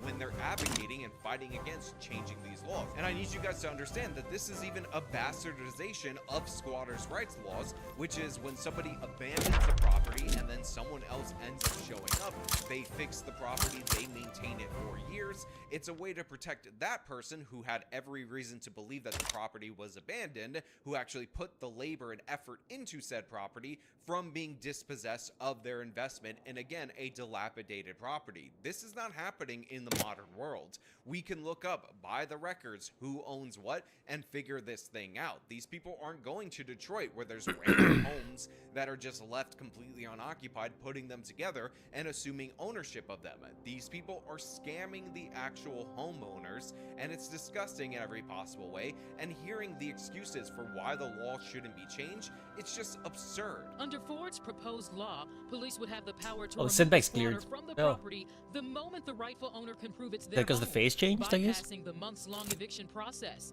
It's legislation this couple calls common sense. St. Representatives Halloween. met the couple at their property and knocked on the door, hoping to speak with the woman inside. No one would come out to speak with us. The couple says they are at their wits' end. The legislation makes 100% perfect sense in this particular case, because if you have the documentation, you can prove it's fraudulent, those people need to go. They need to get gone. And the idea that there's all these scammers that are offering fake mortgages or whatever to these people that are just really genuine prospective home buyers is even more absurd than the justification for these squatter laws. The fact is, a bank is not going to give you a mortgage if you don't have the actual property number on your documentation like these people didn't. So the idea that they're somehow going to be scammed or you're going to hurt people that are scammed is absurd in every possible way. 100% not true. This is clearly and obviously an extortion scheme, and you should be able, or at least capable, of proving your ownership of a home, especially again if you just recently bought it and the documentation would Yo, be at the so register. far actually pretty good, dude. 1864. I'm plus heavily. I'm doing good. We're just supposed to Yeah. You wanna play?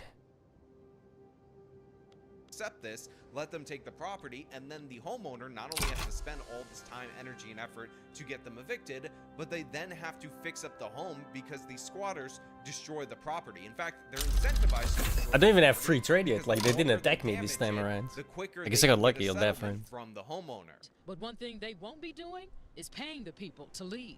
The first thing that they asked my husband when we walked up to the door with the police that first night was, "Are you gonna give us our $8,000 back?" I spent $150,000 to rehab this property to let somebody else Whoa, come in it this just dropped by a. property and Why tear did my it drop property like a up and rock? claim it's theirs? What? Yeah, I'm upset. We did try calling Stacy, the woman inside the home. She did not return my call. And CPD telling us Area 2 detectives are investigating. Look, good on her for refusing to pay this particular extortion scheme, although I will point out that a lot of people end up paying because it's much easier on an individual level for you to deal with this and limit the damage to your property. But this woman is taking a risk for justice. She's taking a risk in order to make sure these Whoa, extortionists where'd that are come not from? rewarded for the crime, and I really do appreciate that. And by the way, it's only a matter of time before these people running these squatter schemes end up being attacked by the property owner, end up really genuinely facing the consequences in a way that's outside of our justice system, and I don't want it to get to this point. So we need the laws that empower law enforcement to actually engage with these criminals immediately, rather than letting people who invest all their time, energy, and money into these properties get screwed over and then ask them to spend and lay out even more money. This is a boiling point. This is a pressure cooker, and the longer the Well, so left-wing far so good at progressives least. ignore this problem, or worse, cheer this problem like the folks at the Majority Report did, the more chance that we're going to have violence committed against these squatters, and considering they want to protect the criminals, that is obviously going to be devastating for them. Now, of course, we've had instances already where squatters have killed the property owners. We've had instances where they've attacked them and all of that. So that's already there. These criminals are violent or can escalate to violence incredibly quickly. And don't think I didn't notice that sign on the door that says that the people in this property are armed and ready to kill people that break in. And that's the irony right there, is that these people who own the property could get shot if they decided to take it back by force. Meantime, Representative Ford says his proposed bill is being reviewed in the Rules Committee, but he says he has gotten pushback from homeless advocates who fear this would increase homelessness in Illinois. Ford says he is working with utility companies to prevent squatters from putting services in their name. So yeah, here you have a state representative that has a common sense piece of legislation that he's putting forward, and of course he's getting pushback from the left-wing progressives who are saying, oh no, this will increase homelessness. And I got a newsflash for you. First and foremost, regular ordinary homeless people are seldom the ones running these scams with fraudulent documents. So that's just not the case, that your drug-addicted, mentally ill population is typically the people that are behind this. Secondly, who gives a damn whether or not the people who are stealing this property actually have somewhere to go or not? I definitely don't. They're scammers. They're criminals. You know how you could solve their problem, that they don't have 4 walls and a roof over their head? Put them in prison where they belong. Again, these progressives, so cancerous for our society. Absolute messes in every possible way, and it's just disgusting that this is the way that these people operate. This is the mindset behind them, and people wonder I still why can't get I rid of the can't ever shogunate get though. behind them. People Okay, wonder no. why I'll never sign on to anything that these people put forward, and it's because these people have a completely warped view of what morality is, and it's absolutely insane. But of course, those are just my thoughts. I want to know what you guys think down in the comments below. If you like this video, then show them by leaving a like, subscribe for more content, follow me on the social medias, support me via the support links in the description of this video. This has been me talking about Chicago's next level squatting. Till next time.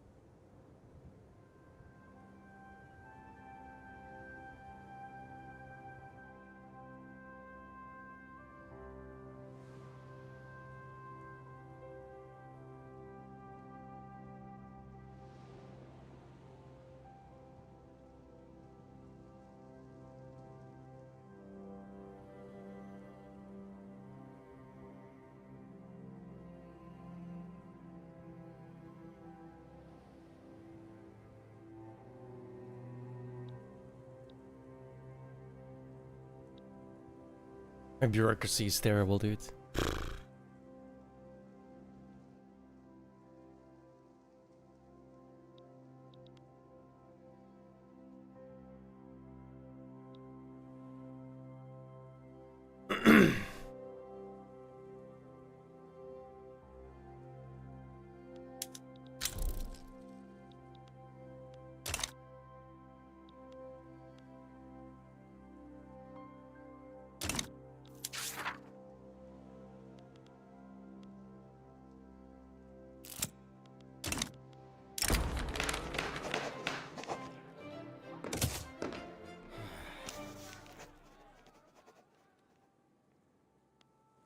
Wanna play some hearts?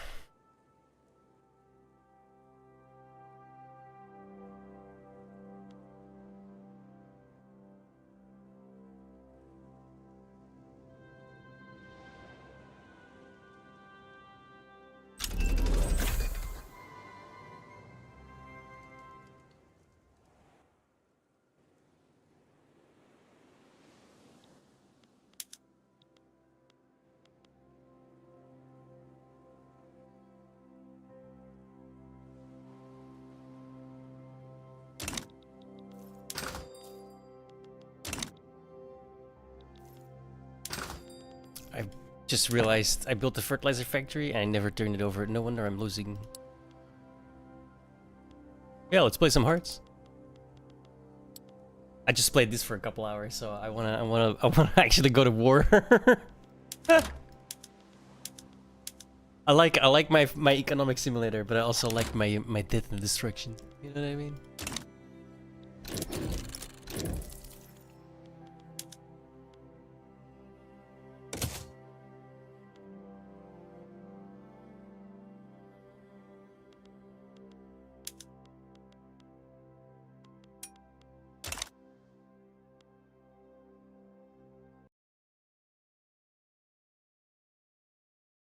But Discord. It's the wrong one.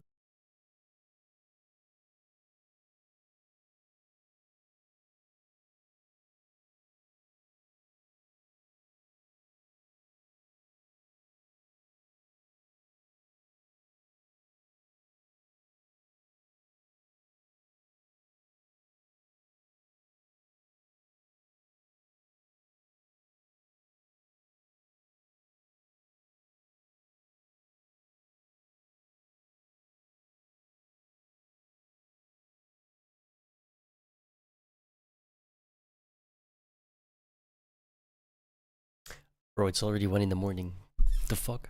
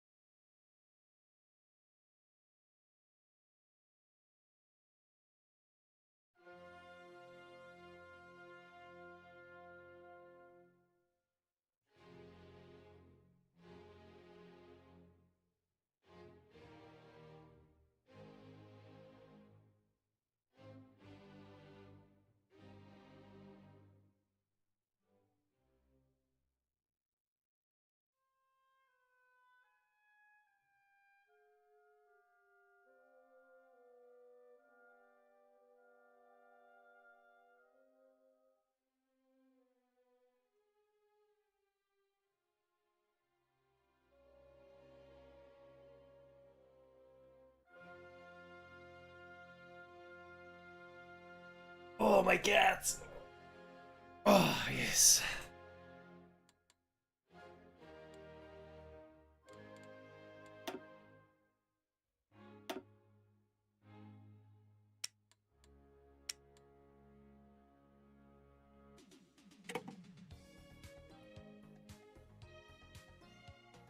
Hey.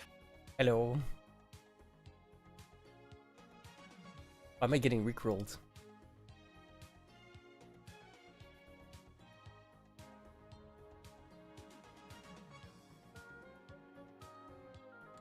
Is that the game?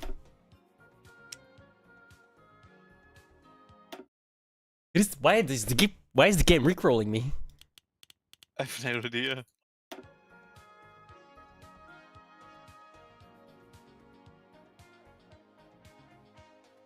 Random. What the fuck? Or what's the plan? No idea. New or the old one? I don't care.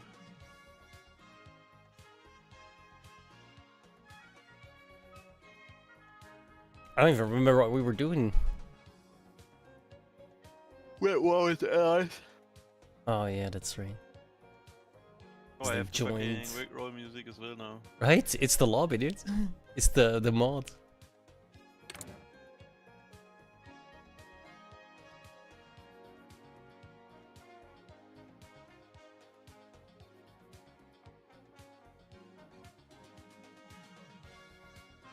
Yeah, I don't know. I wouldn't know what to take if we restarted even. Me neither. Could do Belgium, but that's risky. Considering.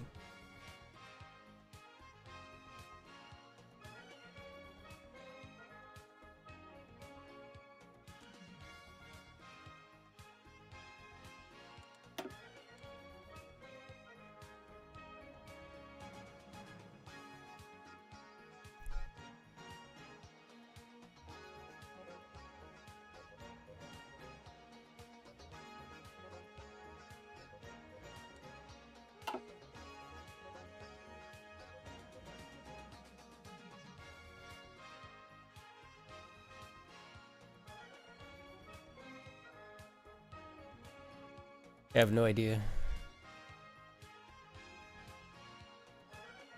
Yeah, me neither. I have no idea what to play.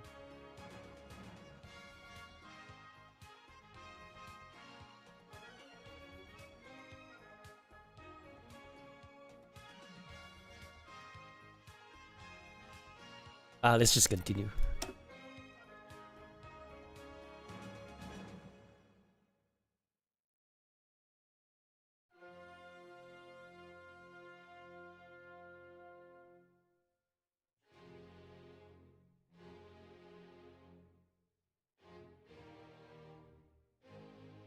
I mean, we were doing pretty good. Indeed.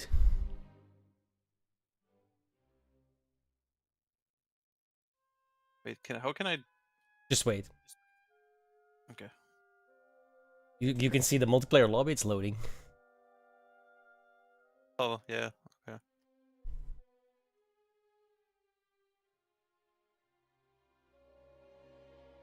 Yeah, the war was all fucked up, right? All of my divisions were all over the goddamn place because of the line. I hated that happens. It's really annoying. Yeah, I have no idea how not to happen. Like, let it happen, you know? I have no idea. My lines were also fucked up completely. Hey, we gotta rickroll again.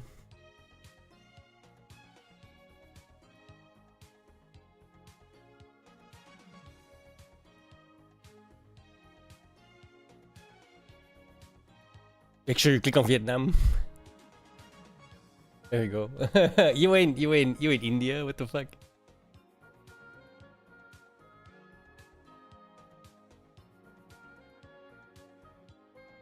Fucking safeguard is still not done yet. Oh no, it is.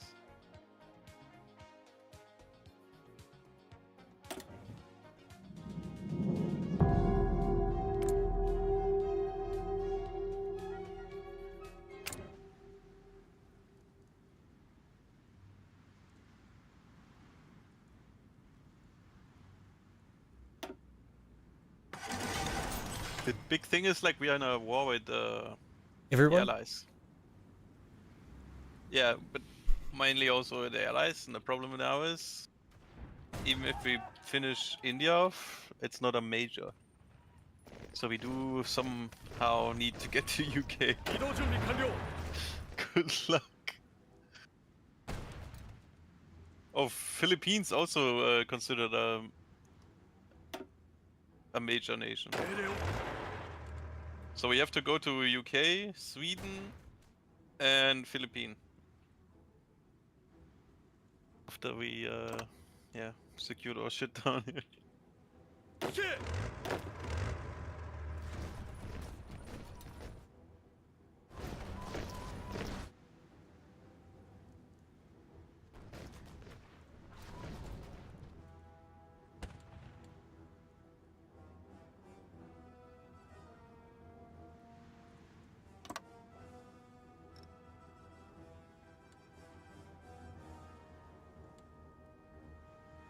Everything's all over the place, man. I can barely get my head around it. Yeah, we gotta clean up Tibet though, because those guys are start running out.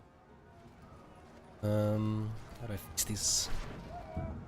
Yeah, I'm trying to get Tibet done, but the problem about Tibet is, for some fucking reason, my lines are all fucked up at Tibet. Yeah, same.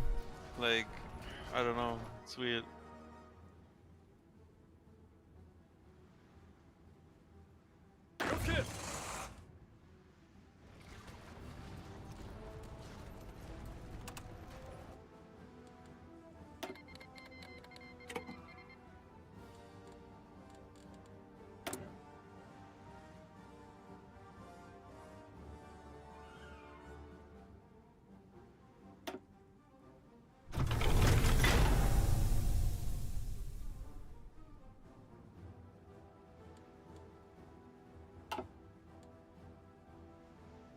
Wait, where the fuck are the...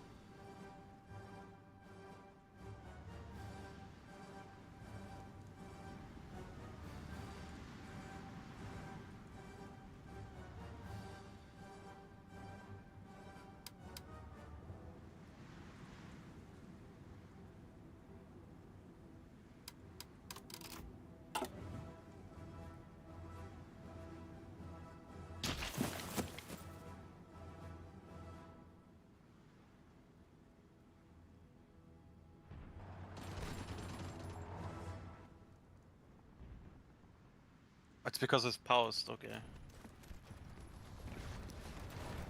Tried to send my fucking planes and they weren't flying. I was like, what the fuck is going on?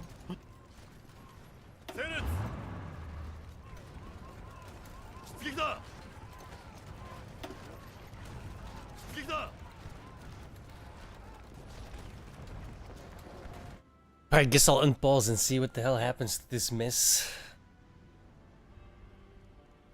I'm leaving it on 1 for now. I'm sending a whole army to Tibet. Same. A new one.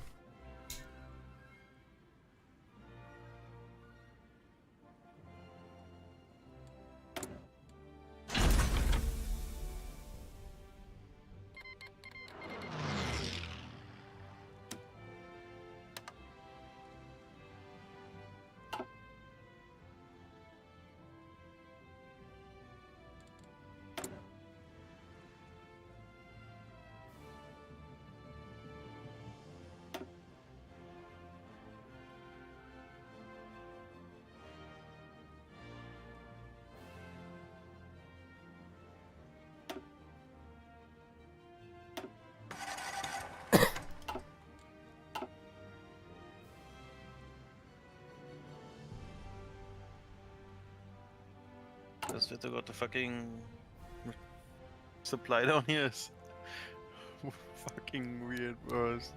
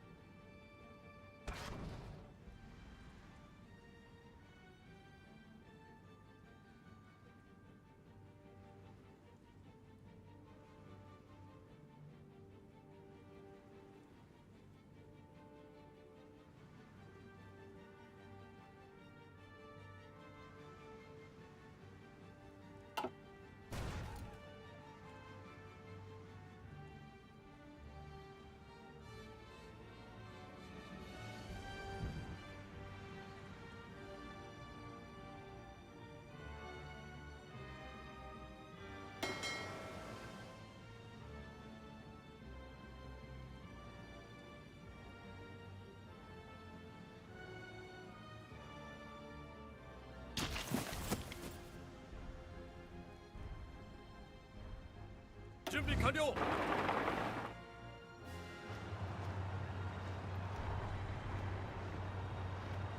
了解.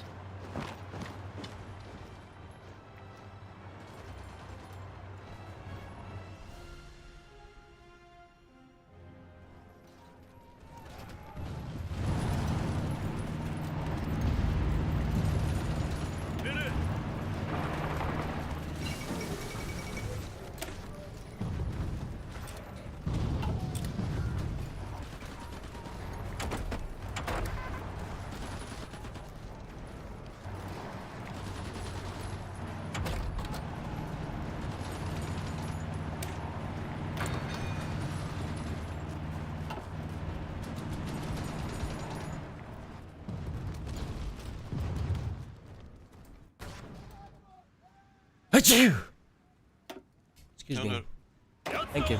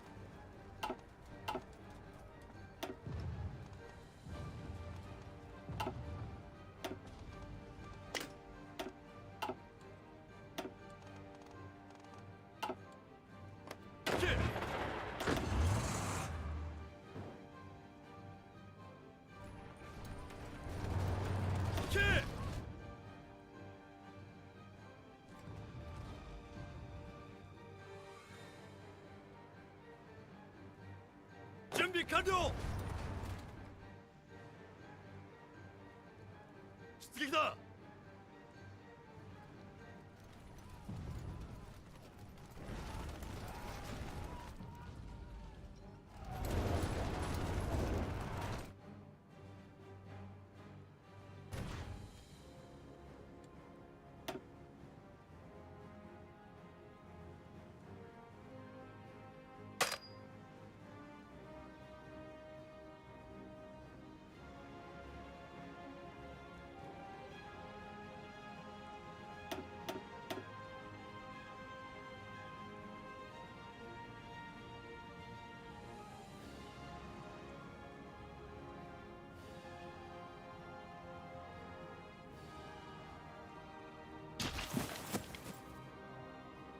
But I also don't get is like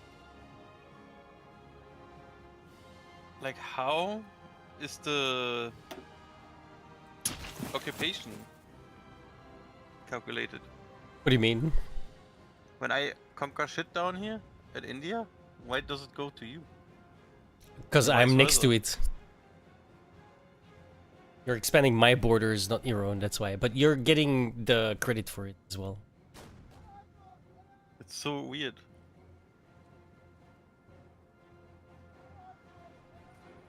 Well, no. Yes, because it's just stopped.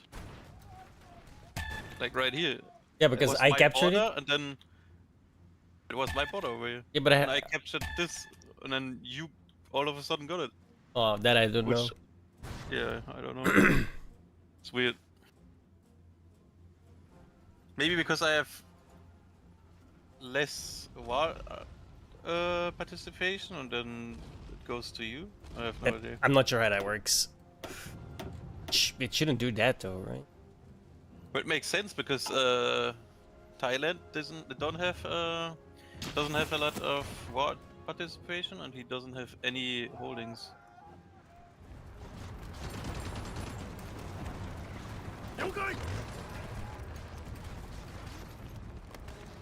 I just realized those are Islamic Emirate of fucking Afghanistan we're fighting. on Yeah. here. What the fuck? Yeah, a bunch of weird armies.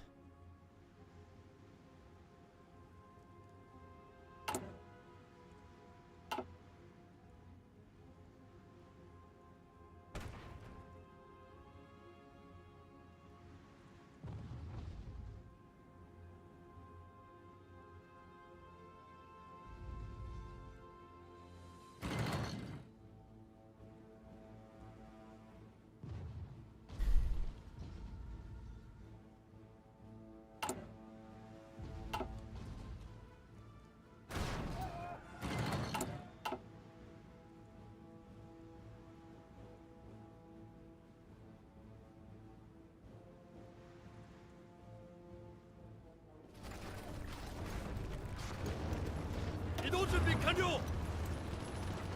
Bro, India is such a fucking shithole, bro. There's no resource, like no fucking supplies ever. 시작이다.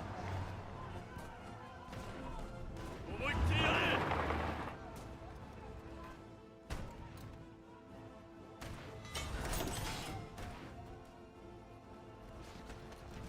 시작.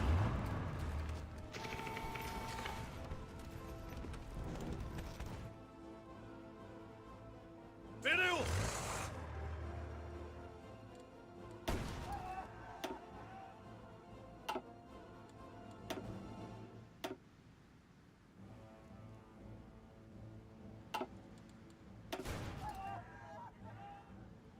Oh, did I know? I forgot to change. I'm so sorry. We were playing Victory until like 5 minutes ago. My bad.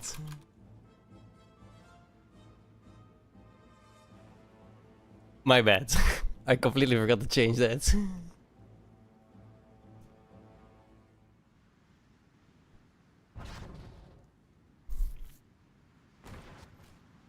I was in fact playing Vicky 3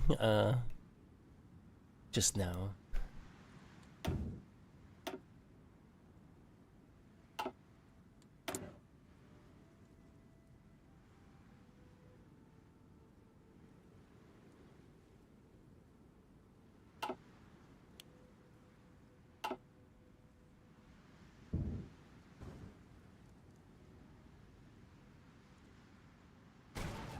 I was playing Japan.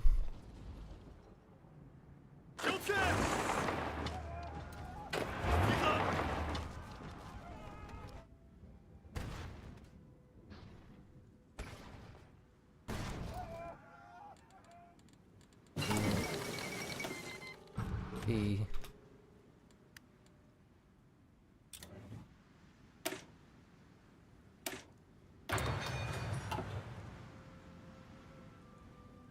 Well, Dude, I can't wait till we can get that that shit going. pocket- Yeah.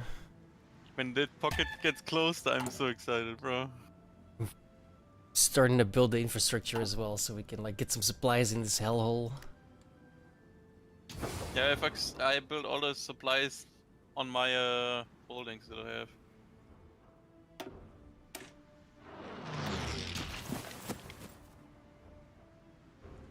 Alright, dude. You should try it. This is great.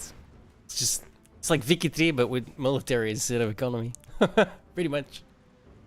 Have a good one.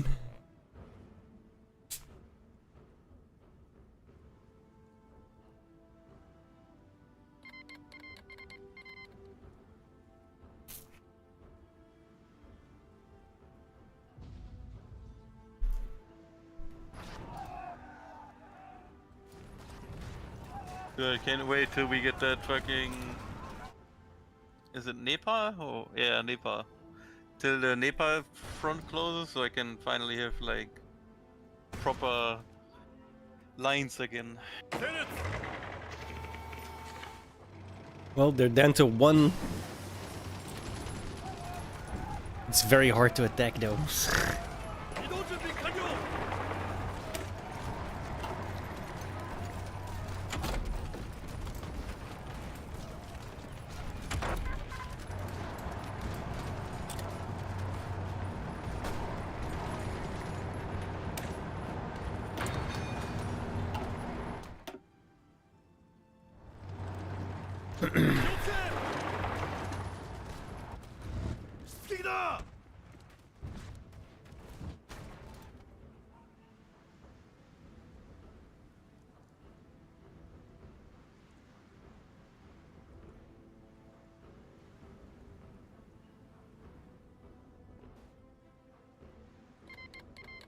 What does this guy do?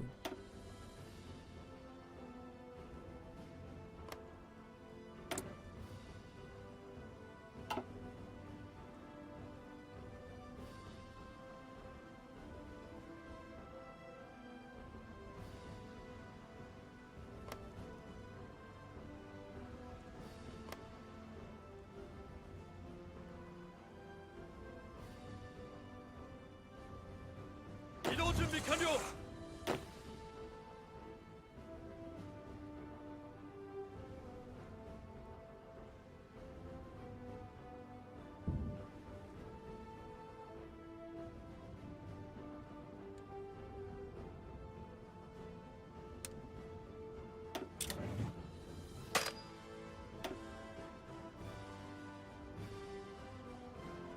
스틱이다!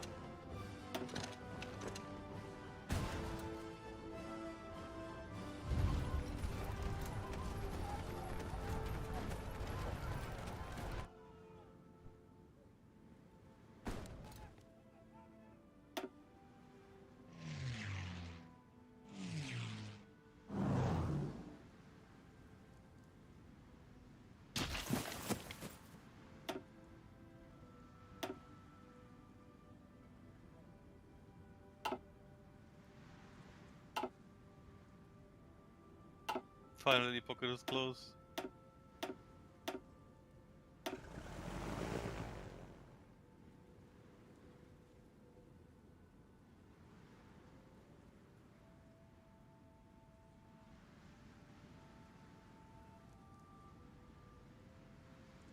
You can attach air wings to armies now, right? You got any idea what that how that works? No idea. I'm just like doing it by the old way.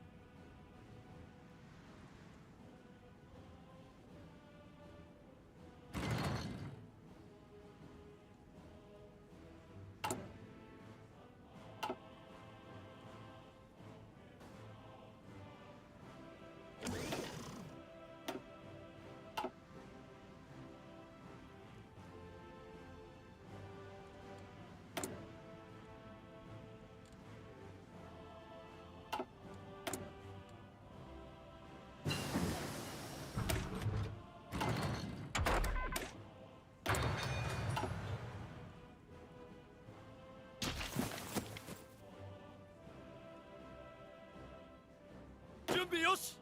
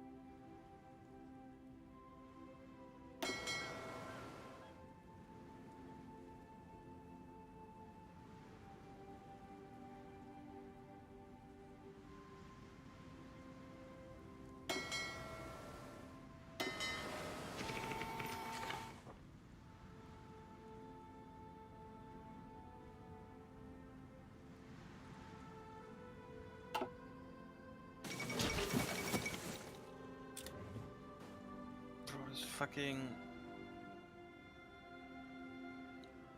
supply down here, bro. Yeah, same above. The top is completely stalled, dude. I'm building as fast as I can, but it's really slow still.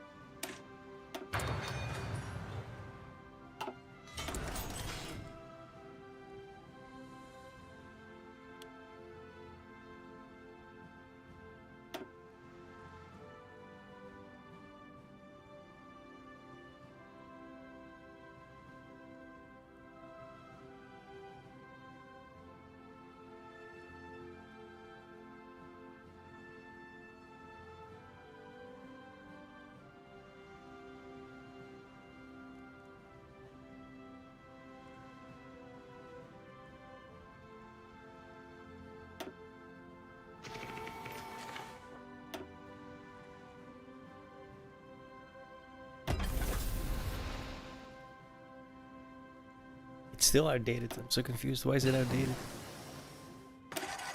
Oh, I got more stuff, bro.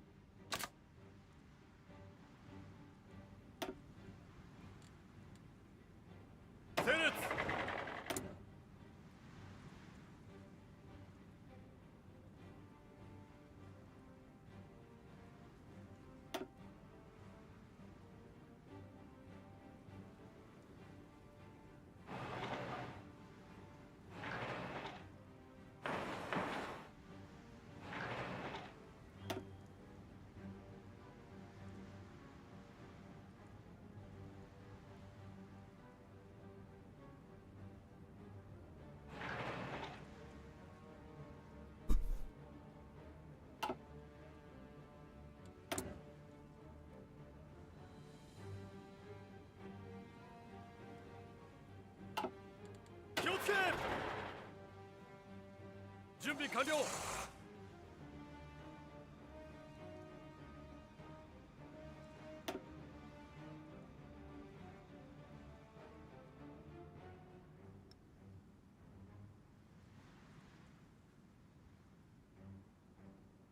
준비 요시.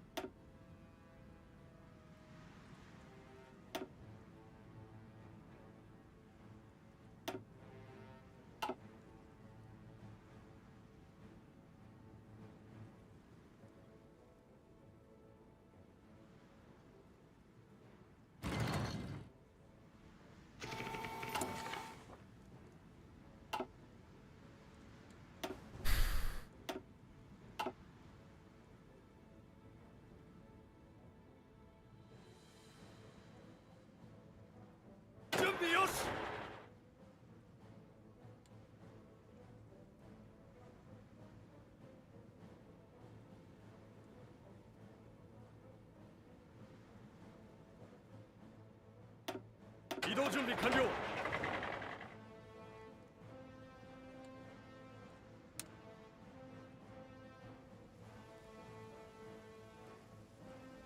了解。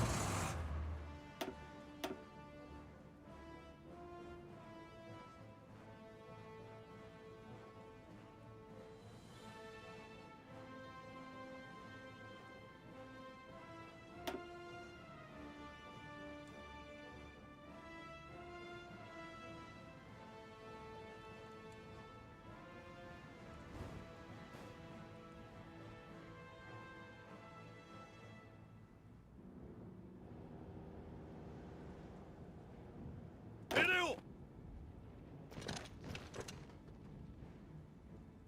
準備完了。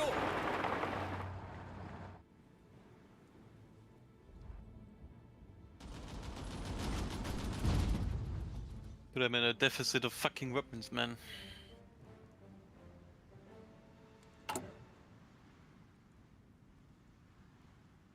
Me, not so much. I'm barely keeping up. My tanks, however, not so much.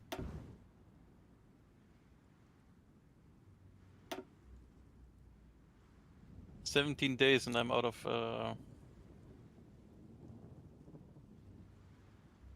yeah, then I got guns again. 17 days and I'm in a positive again. 準備完了。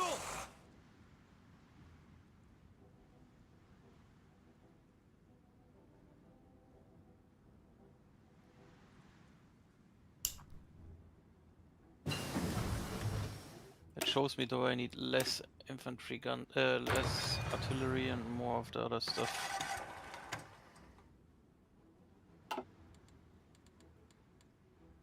I just swapped my support anti-tank for my regular divisions over to the super heavy howitzer. Not anti-tank, artillery, I meant.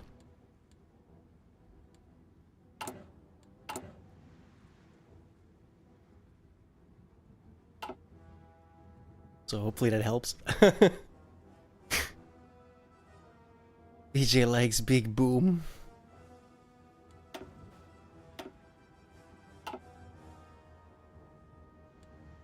Let me pause real quick.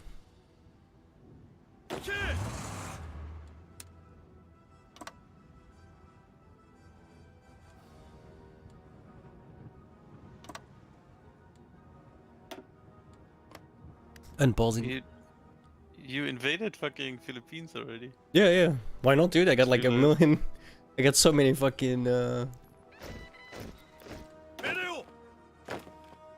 problem is I don't have any navy, so I cannot Yeah, naval that's. invade because I've got shit tons of navy. yeah, that's the problem. I don't have any. I've been building them since the beginning.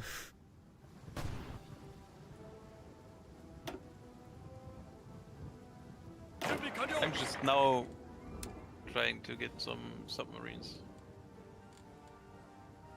I don't even bother with submarines. I keep losing those when I use them. Fuck it.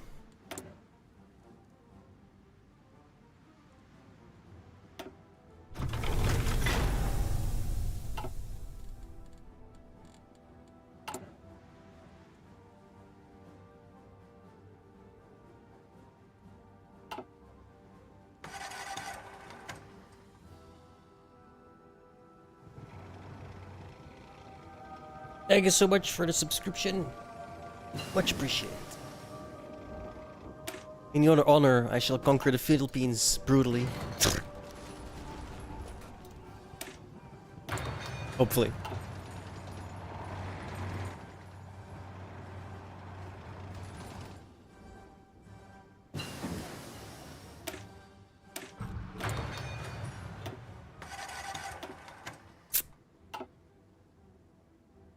Fuckers are sinking my convoys though, even though I got a Grand Navy. You're being annoying.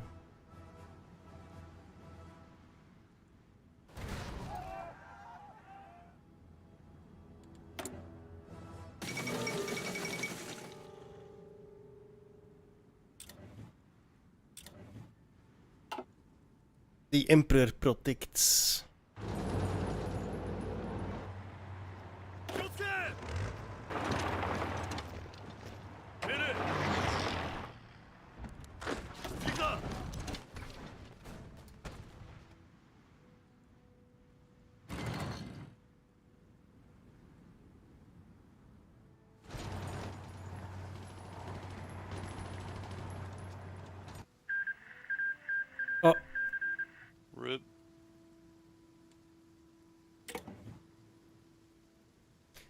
This might take a while.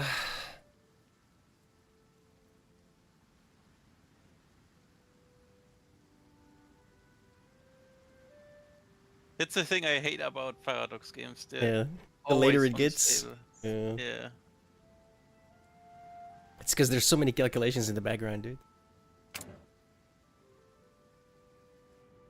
I guarantee this game destroys your CPU, no matter how big it is. Yeah. The later it goes, the worse it gets.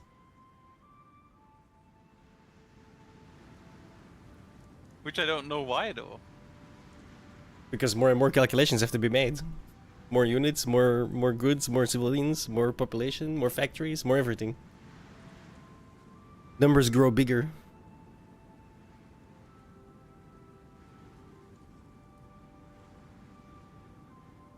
Very true, yeah.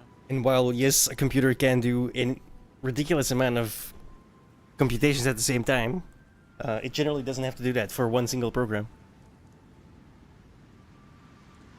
So, your CPU is already not stressed per se, but like doing calculations in the background for your regular PC, right, to keep it stable, so to speak. And then you add on top a ridiculous game with nothing but math behind it. Like, Yeah. yeah. It adds up.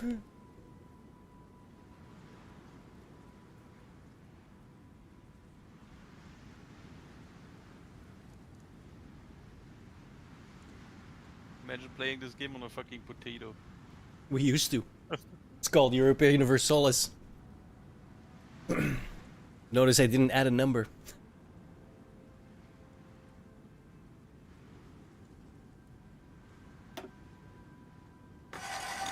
Okay, I'm gonna go for 1 or 2 hours.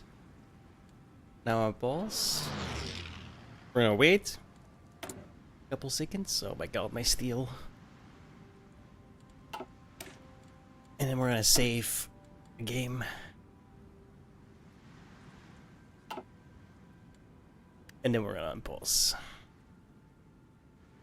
If it desyncs within the next 2 or so minutes, we'll just load the save I made.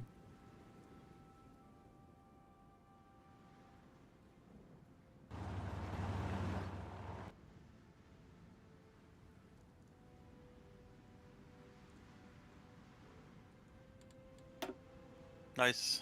We cleared the south. Took us long enough.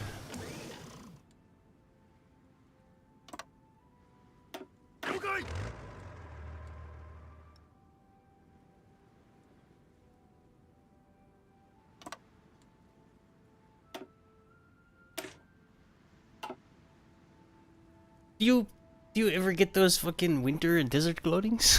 Is that worth it? Yeah, I did. I had nothing else to like. Oh, I definitely have something else to do. That's why I want to know. Doesn't seem all that worth it. God, I don't swap that up. Fuck. It's gonna hurt.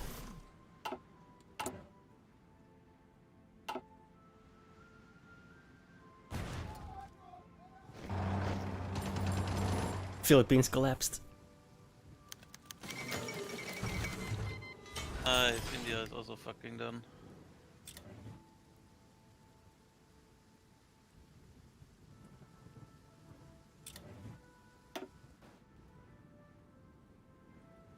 Oh god. 이동 준비 완료. 이동 준비 완료. Yep. I hate that it does this shit, dude.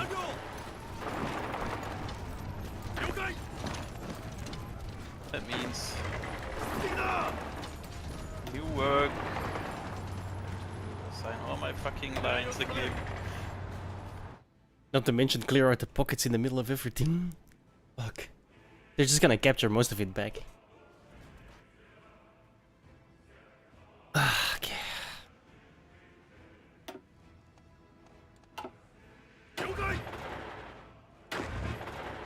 이동 준비 완료. I really hate it when this happens. I got all my armors assigned again.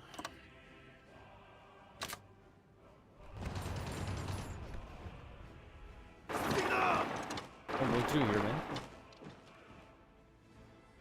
Yeah, the big problem is because it's like all those area where you cannot go through. Like this here. It's like Yeah, I know. That's good for us in this case, though.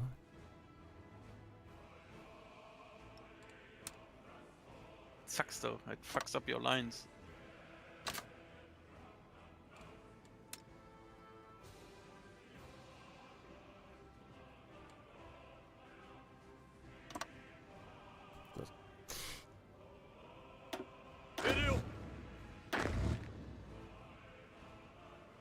준비 완료.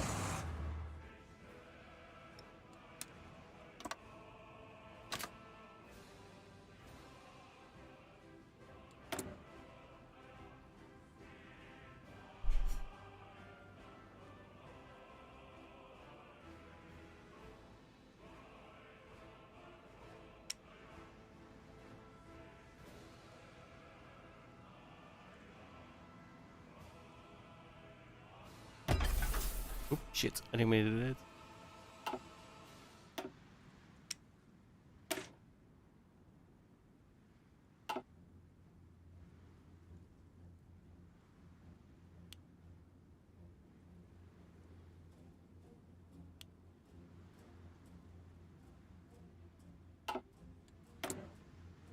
I really need steel. I need to start making steel mills.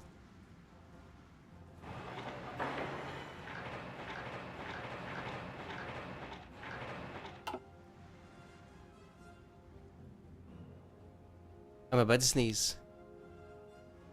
Yep. Isn't it? Thank you. I'm unpausing. If you're ready. I'm ready.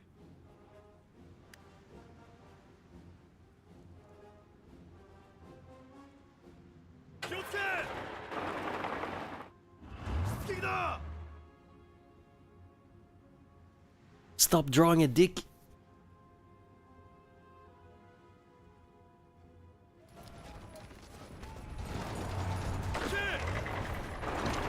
What do you mean? Oh. What the fuck?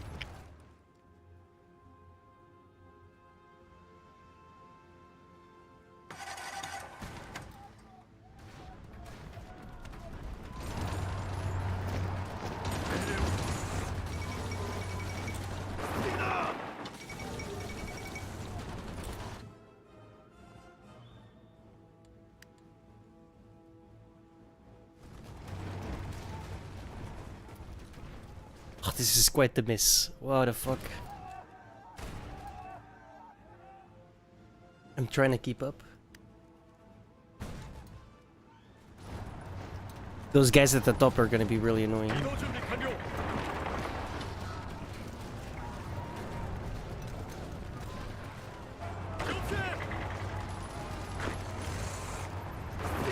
gonna be done in a second.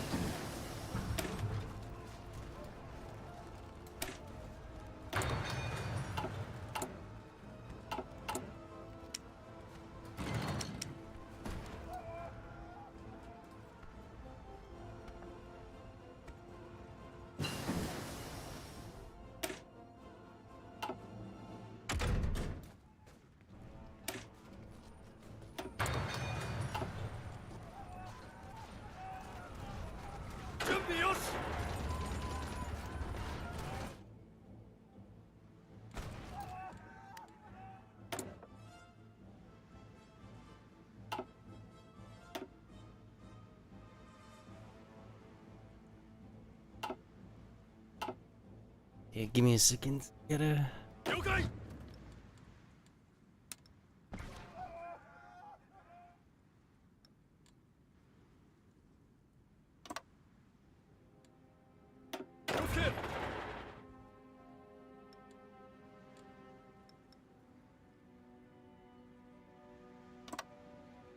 What is this fucking Russian division doing down here? I don't know, dude. I saw it too. Yeah, it came from here. Well, how do you ping again? Control and Alt. Came from there. What the fuck? It's been going. Look. Look. I Yeah. What the fuck? have no idea what these guys are doing. Oh, hey. Yeah, I cannot enable invade that. I can. We gotta be really careful for naval invasions on our side, though. Finish!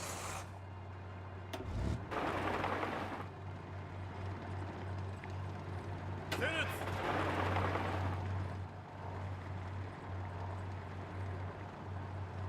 준비 완료!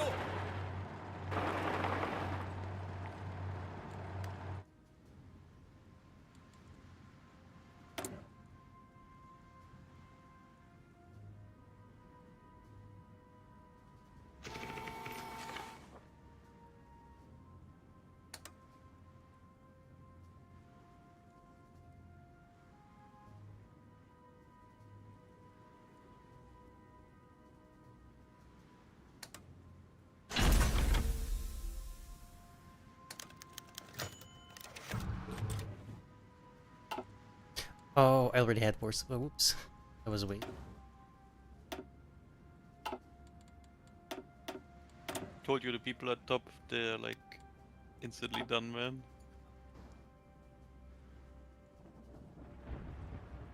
Shit! Stigna!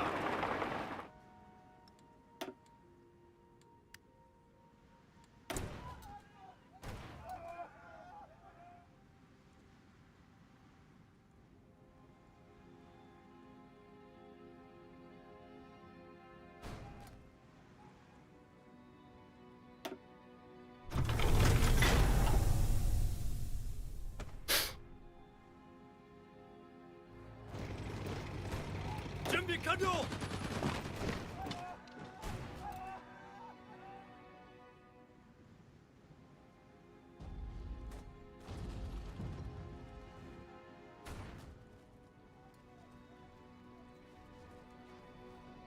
내려. 내려!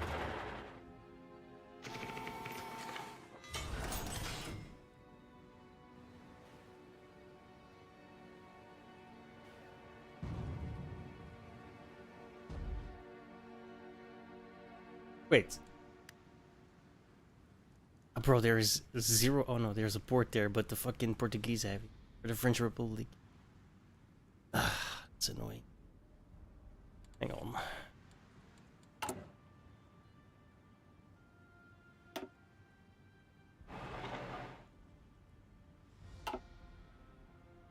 준비 완료!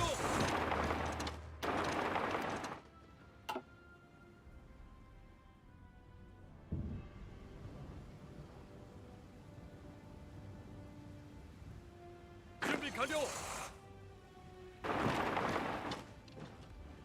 준비 완료!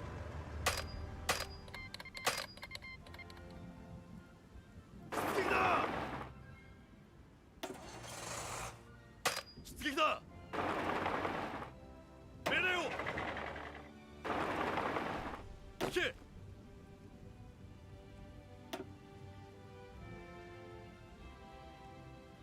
오도버다!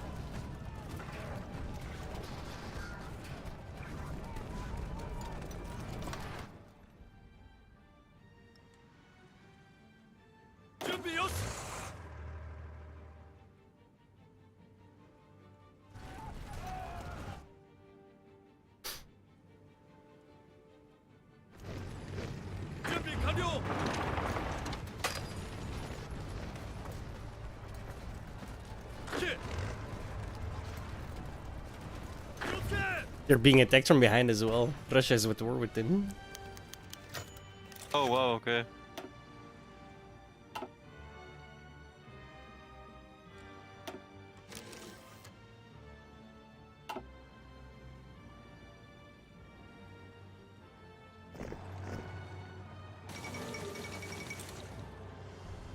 이동 준비 완료.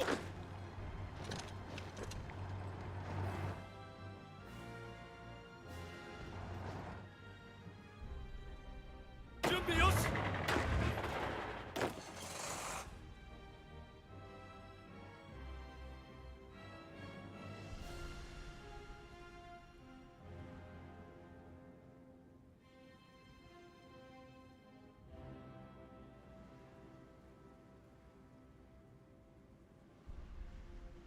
시작이다.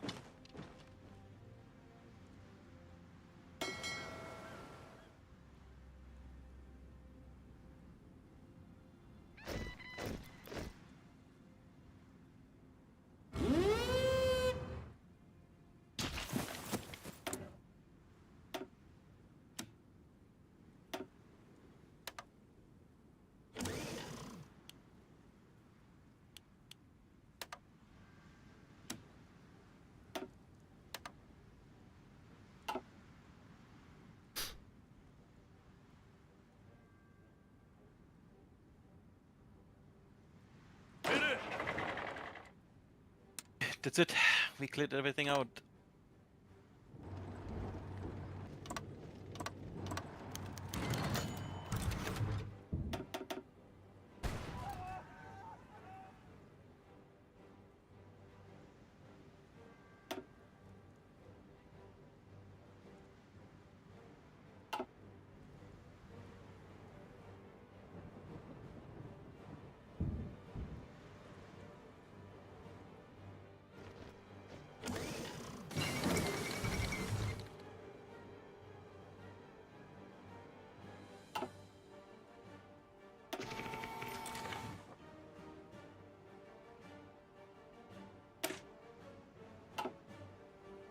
Asian supremacy.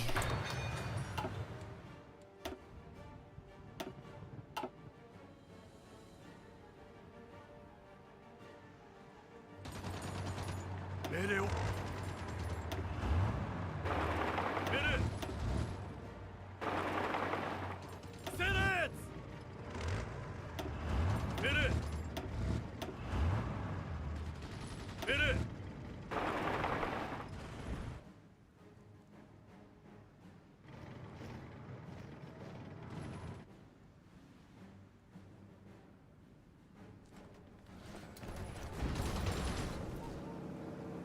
세렛. 준비 요시.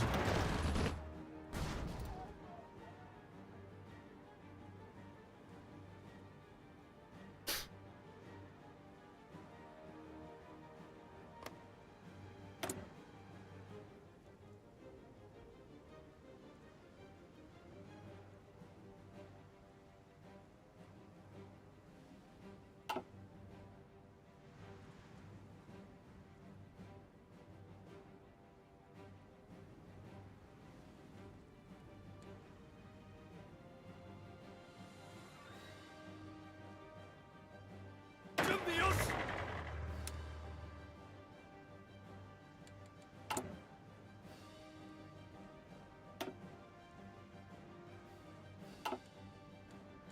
내려.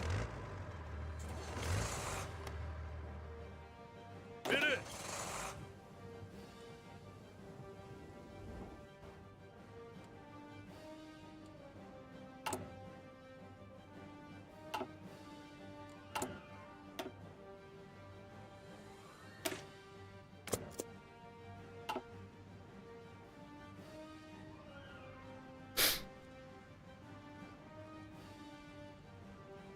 이동 준비 완료. 오케이. 준비 요시.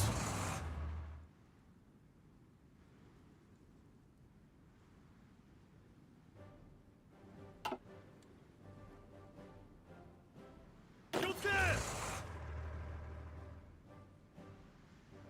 세렛.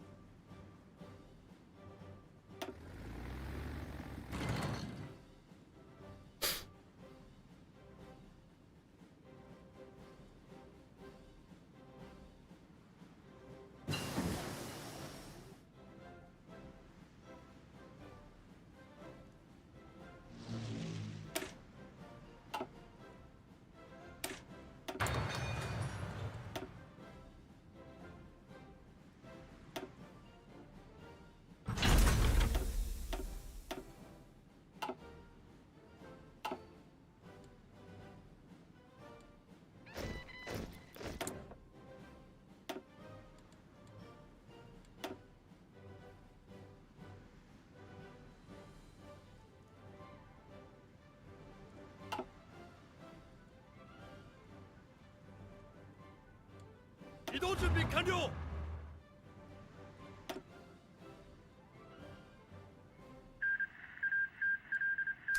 God damn it.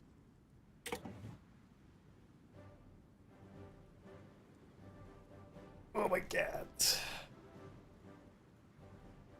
What time is it? 2.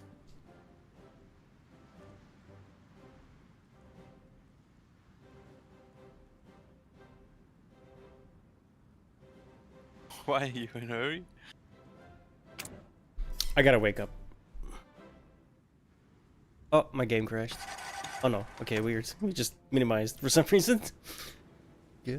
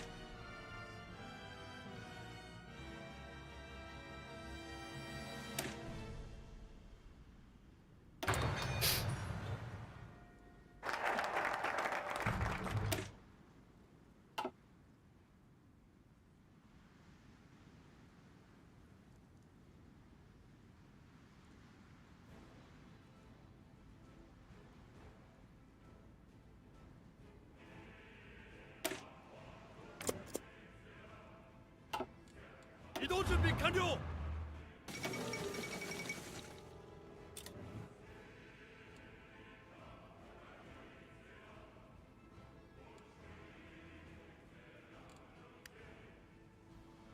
Which scene?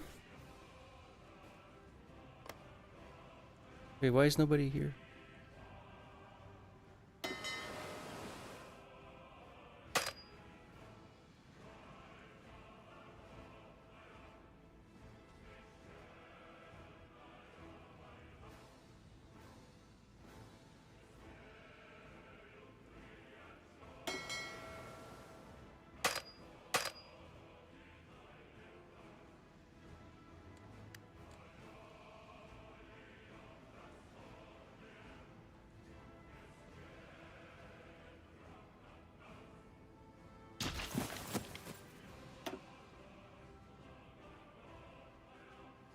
기어체.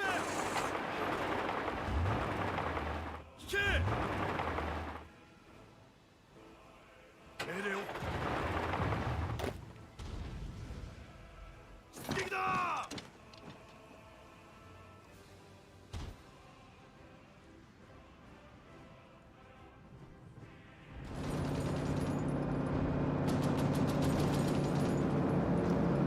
So, oh my god. This idiot got 22 divisions surrounded. Yeah, I've seen it.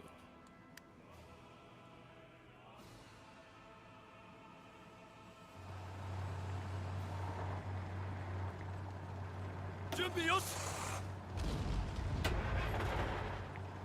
요kai. 매래. 스틱이다.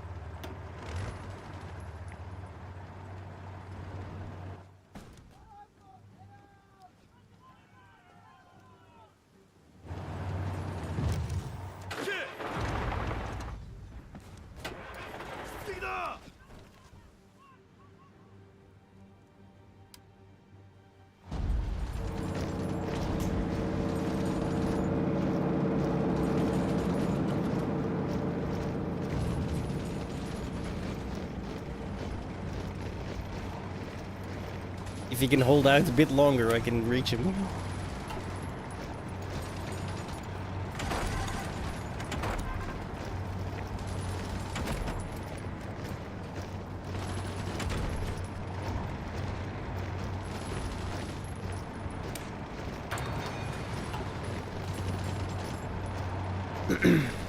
There we go. I actually reached him. Holy shit.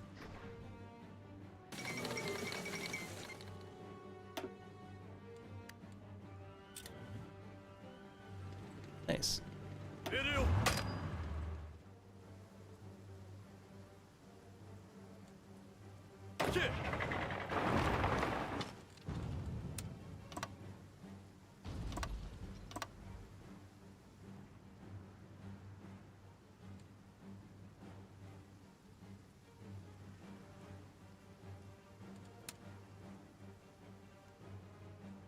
이동 준비 완료.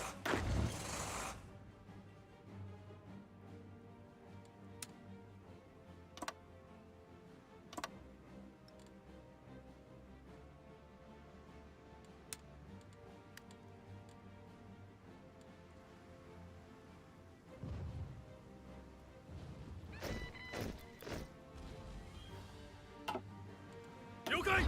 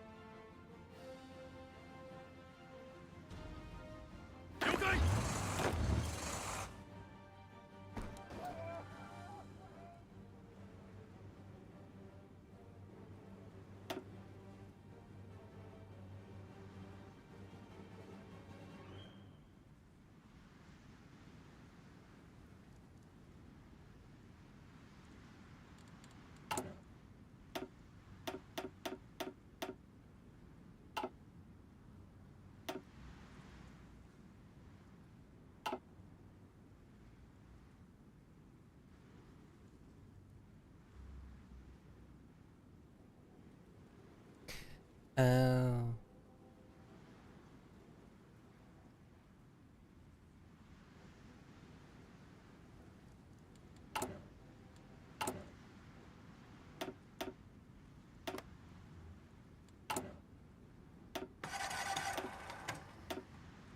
Giveaways.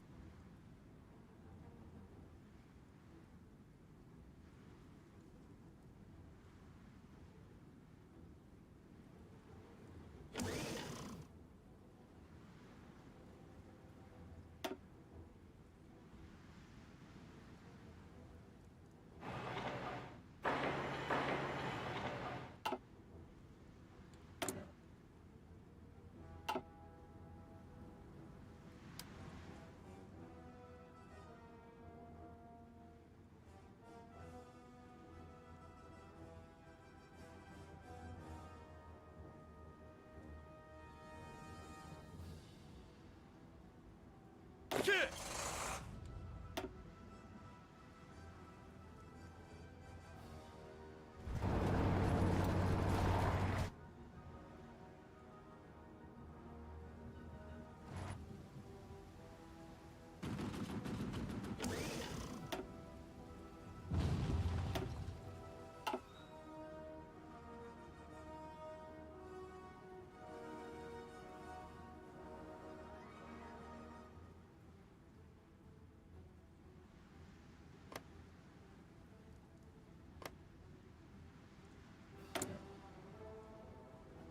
Bro, the Russians are at war with the Allies and the Europeans. Yeah. I guess they're fucked.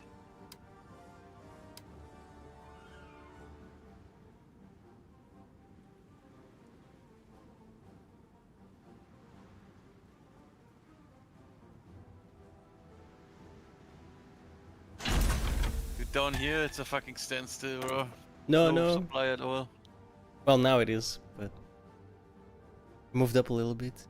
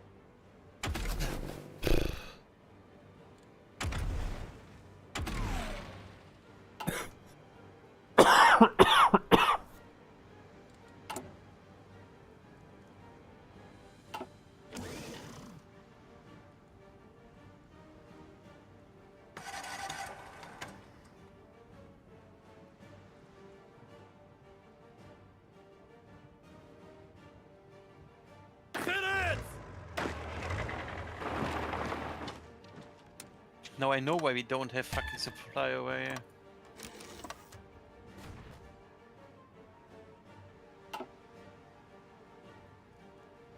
Yeah, I'm working on the railroad still. The port is not fucking connected, that's why I'm working on it right now.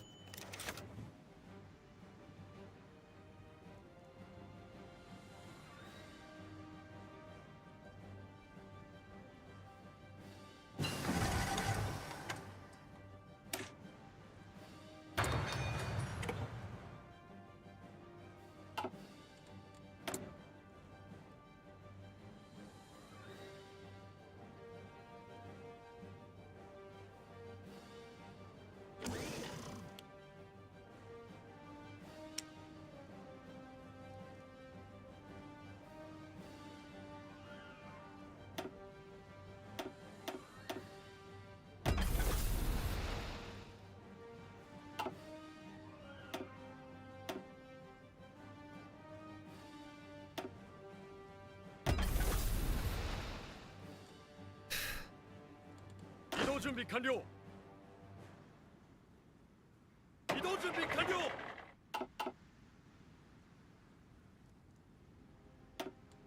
교스캡.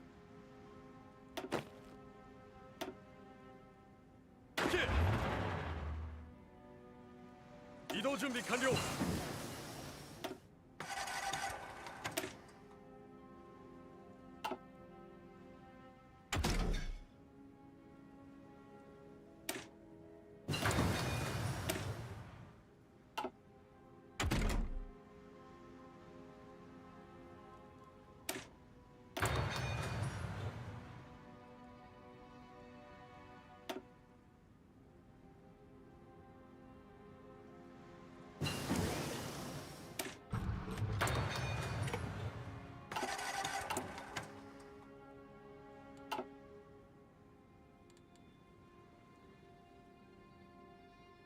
了解。了解。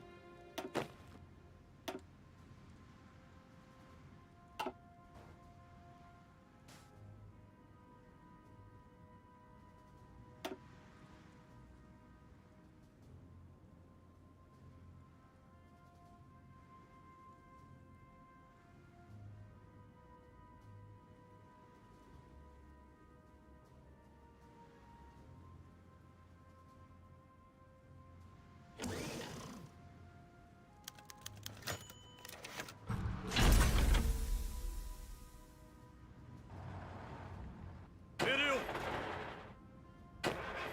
뛰다. 준비 완료. 뛰다. 세렛.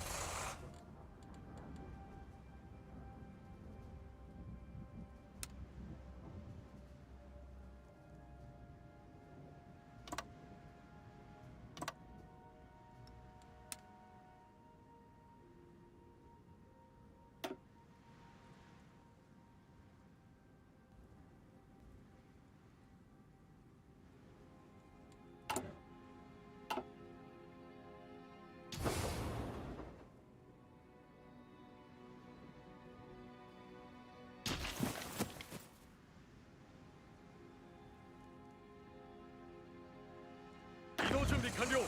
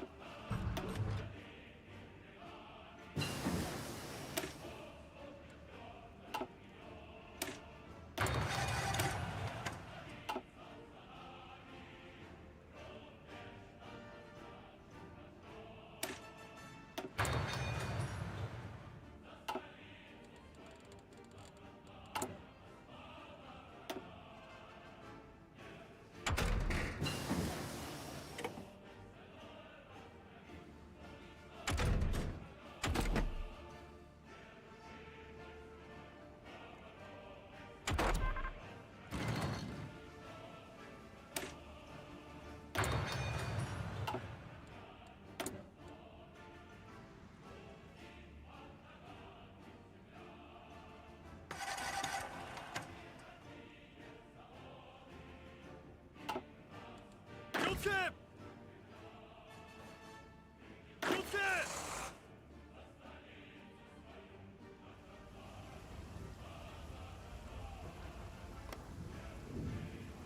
이동 준비 완료.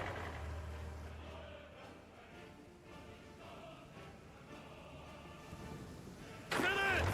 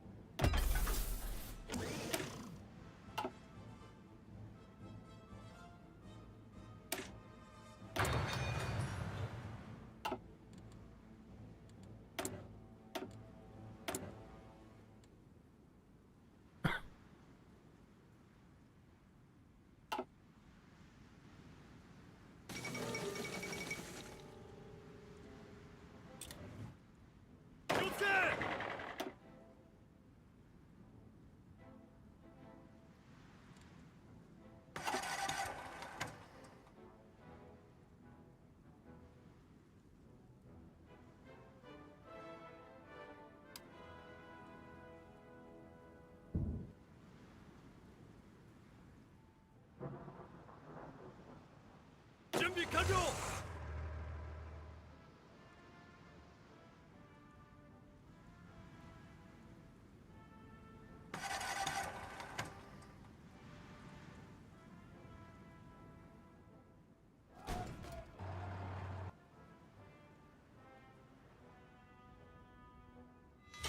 준비 완료.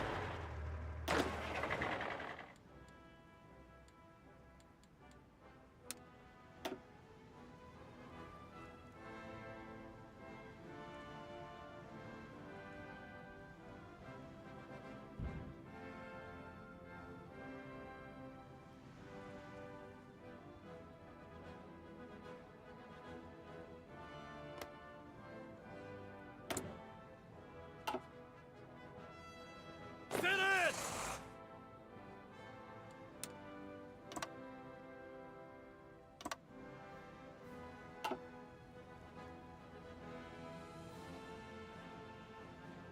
Finish!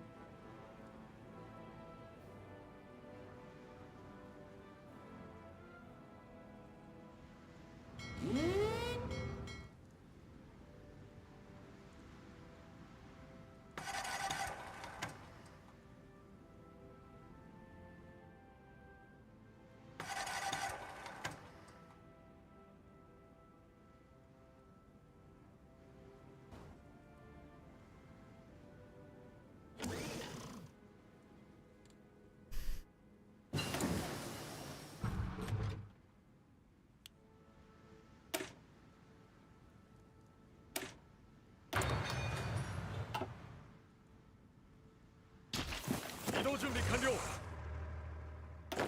Finish!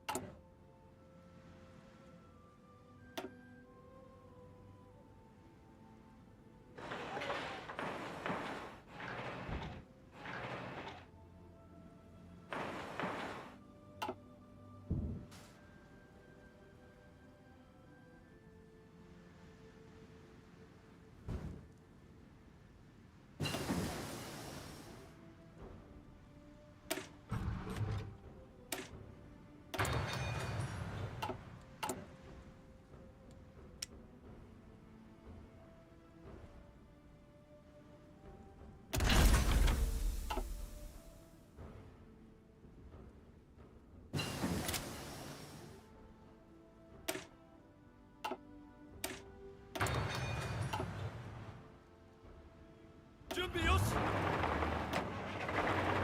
경고.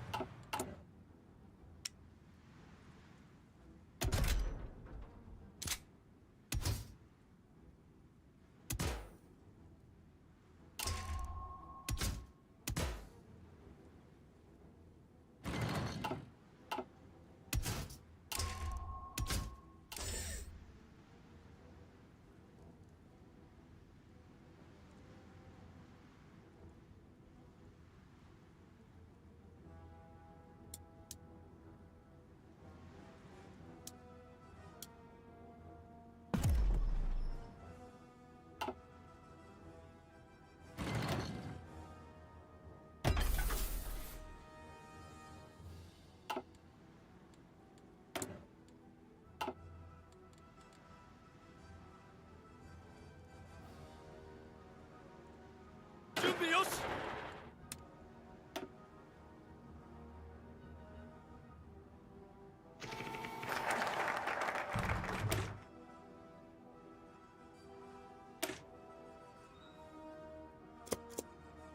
요가이.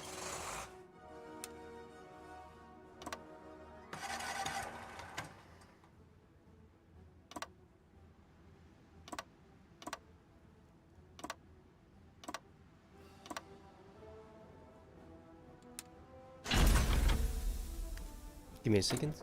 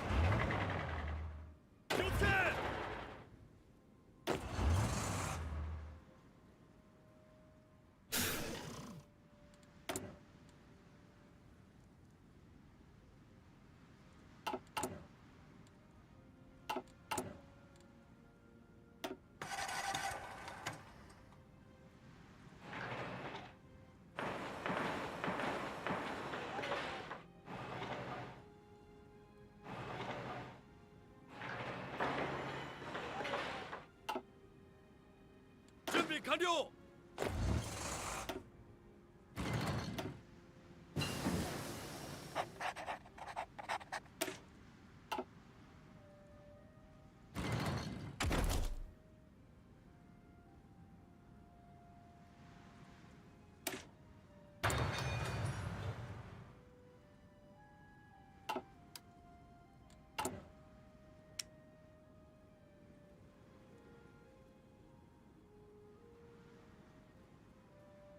I'm gonna stop at like 3 a.m.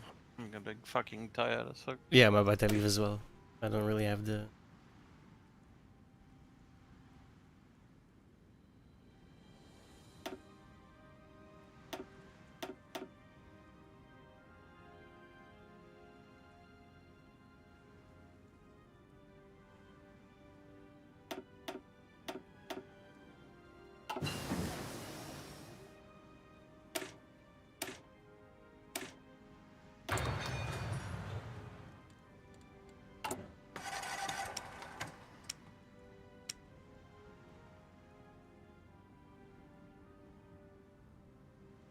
Crazy that Germany is like going nuts standstill.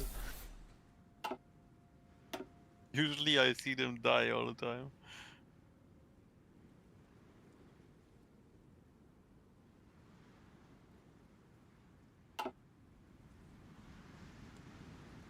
Oh my god!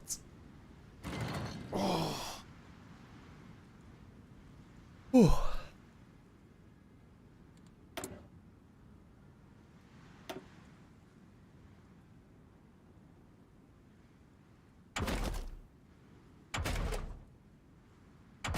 Russia is starting to lose.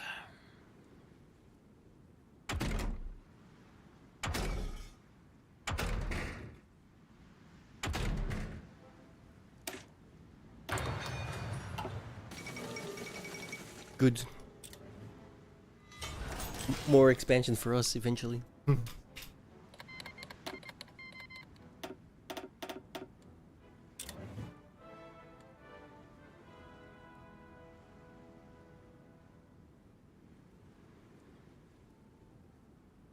준비 요시.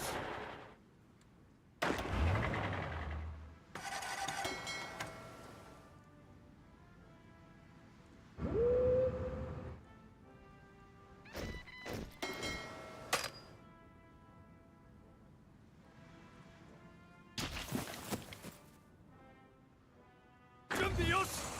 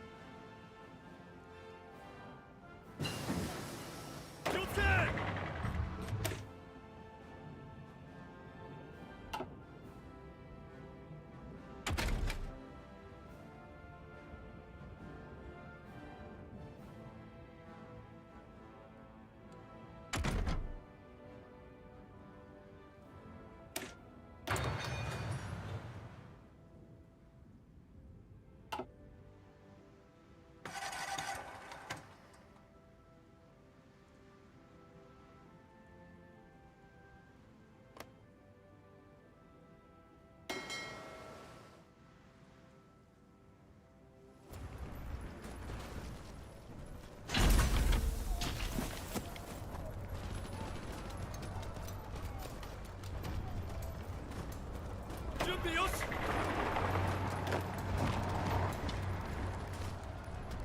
스틱이다. 킬. 스틱이다. 이동 준비 완료.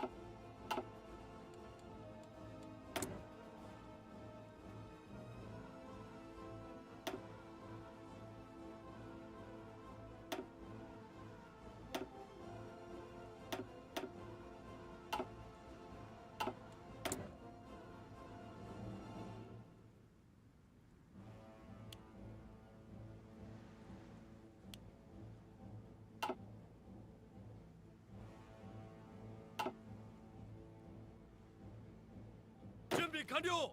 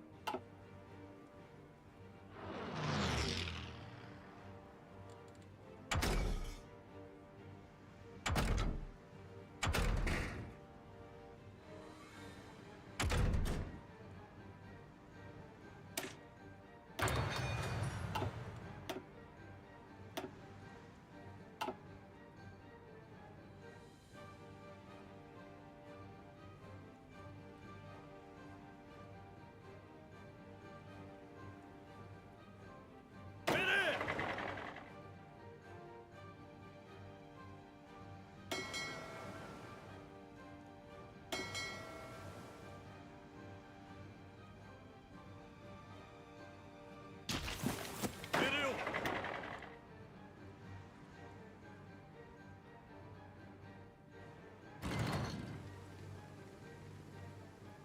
대렛!出撃だ!出撃だ! 了解! 気をつけ!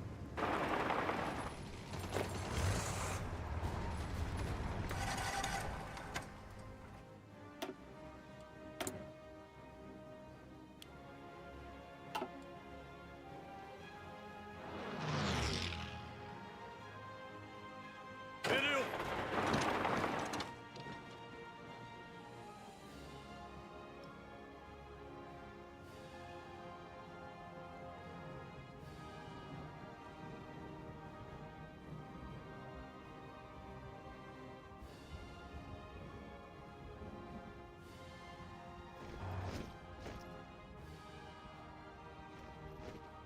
了解!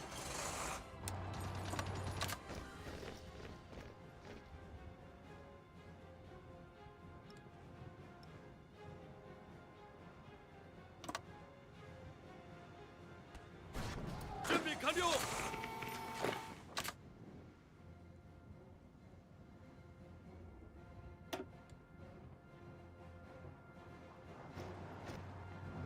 준비 완료!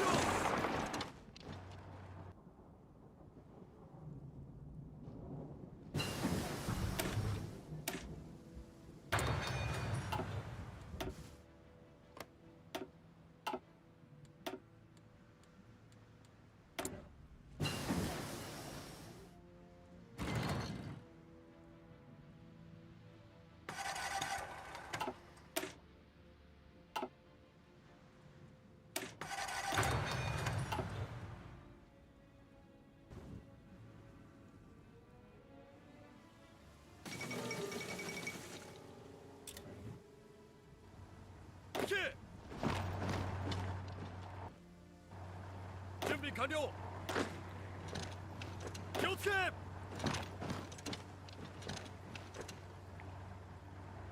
내려요! 오케이! 이동 준비 완료!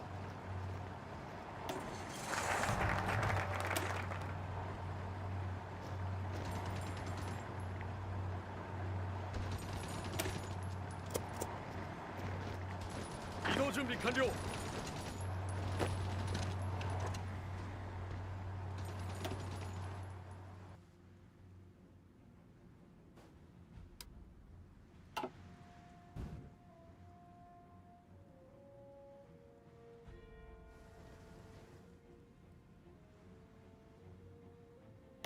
완료! 킬!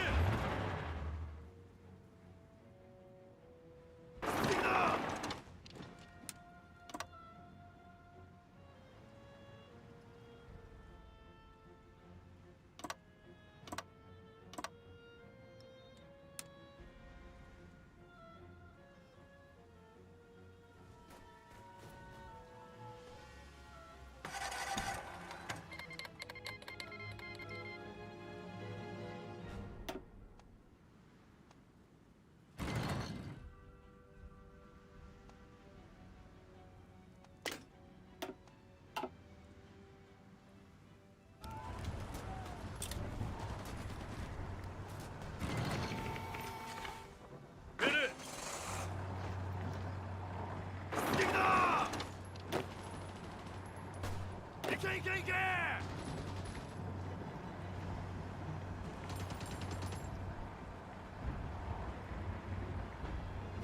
스피드!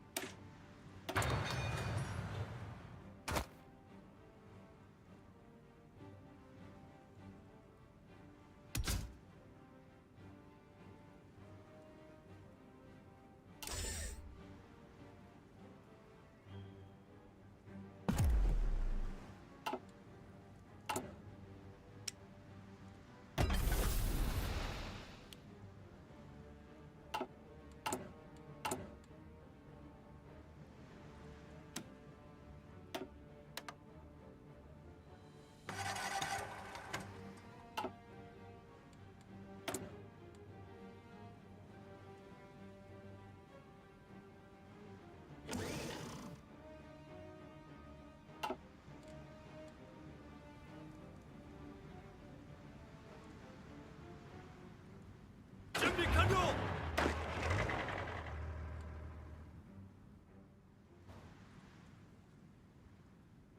킬!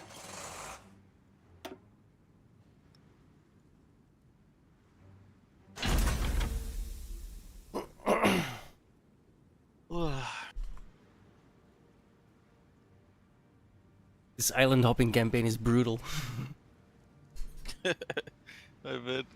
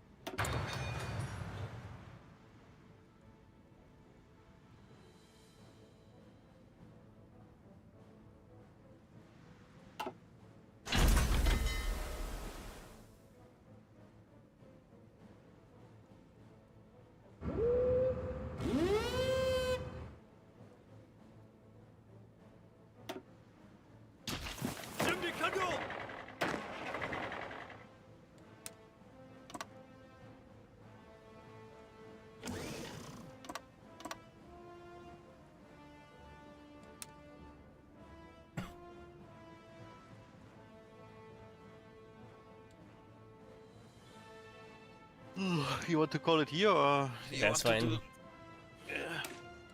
Oh, That ain't it's over. a fucking burning. You did good though. Yeah, we took all India out of it. Yeah. And I'm almost right next to Australia. Yeah. But we somehow need to get fucking. Yeah, I'm getting Britain over as there. well. I just want to make my backyard secure first, and then I'm gonna move on the British. We have to get the Islamic Republic of Indonesia as well, because it's a major. No, that's almost gone already.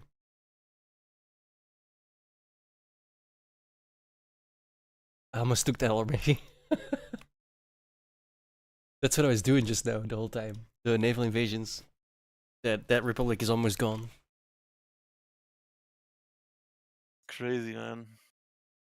Been doing good. I'm pretty powerful.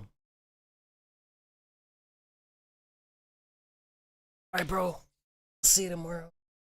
Alright, good night. Good one. You too. Peace. Alright, guys. Thank you so much for hanging out. Get back tomorrow. Peace the fuck out.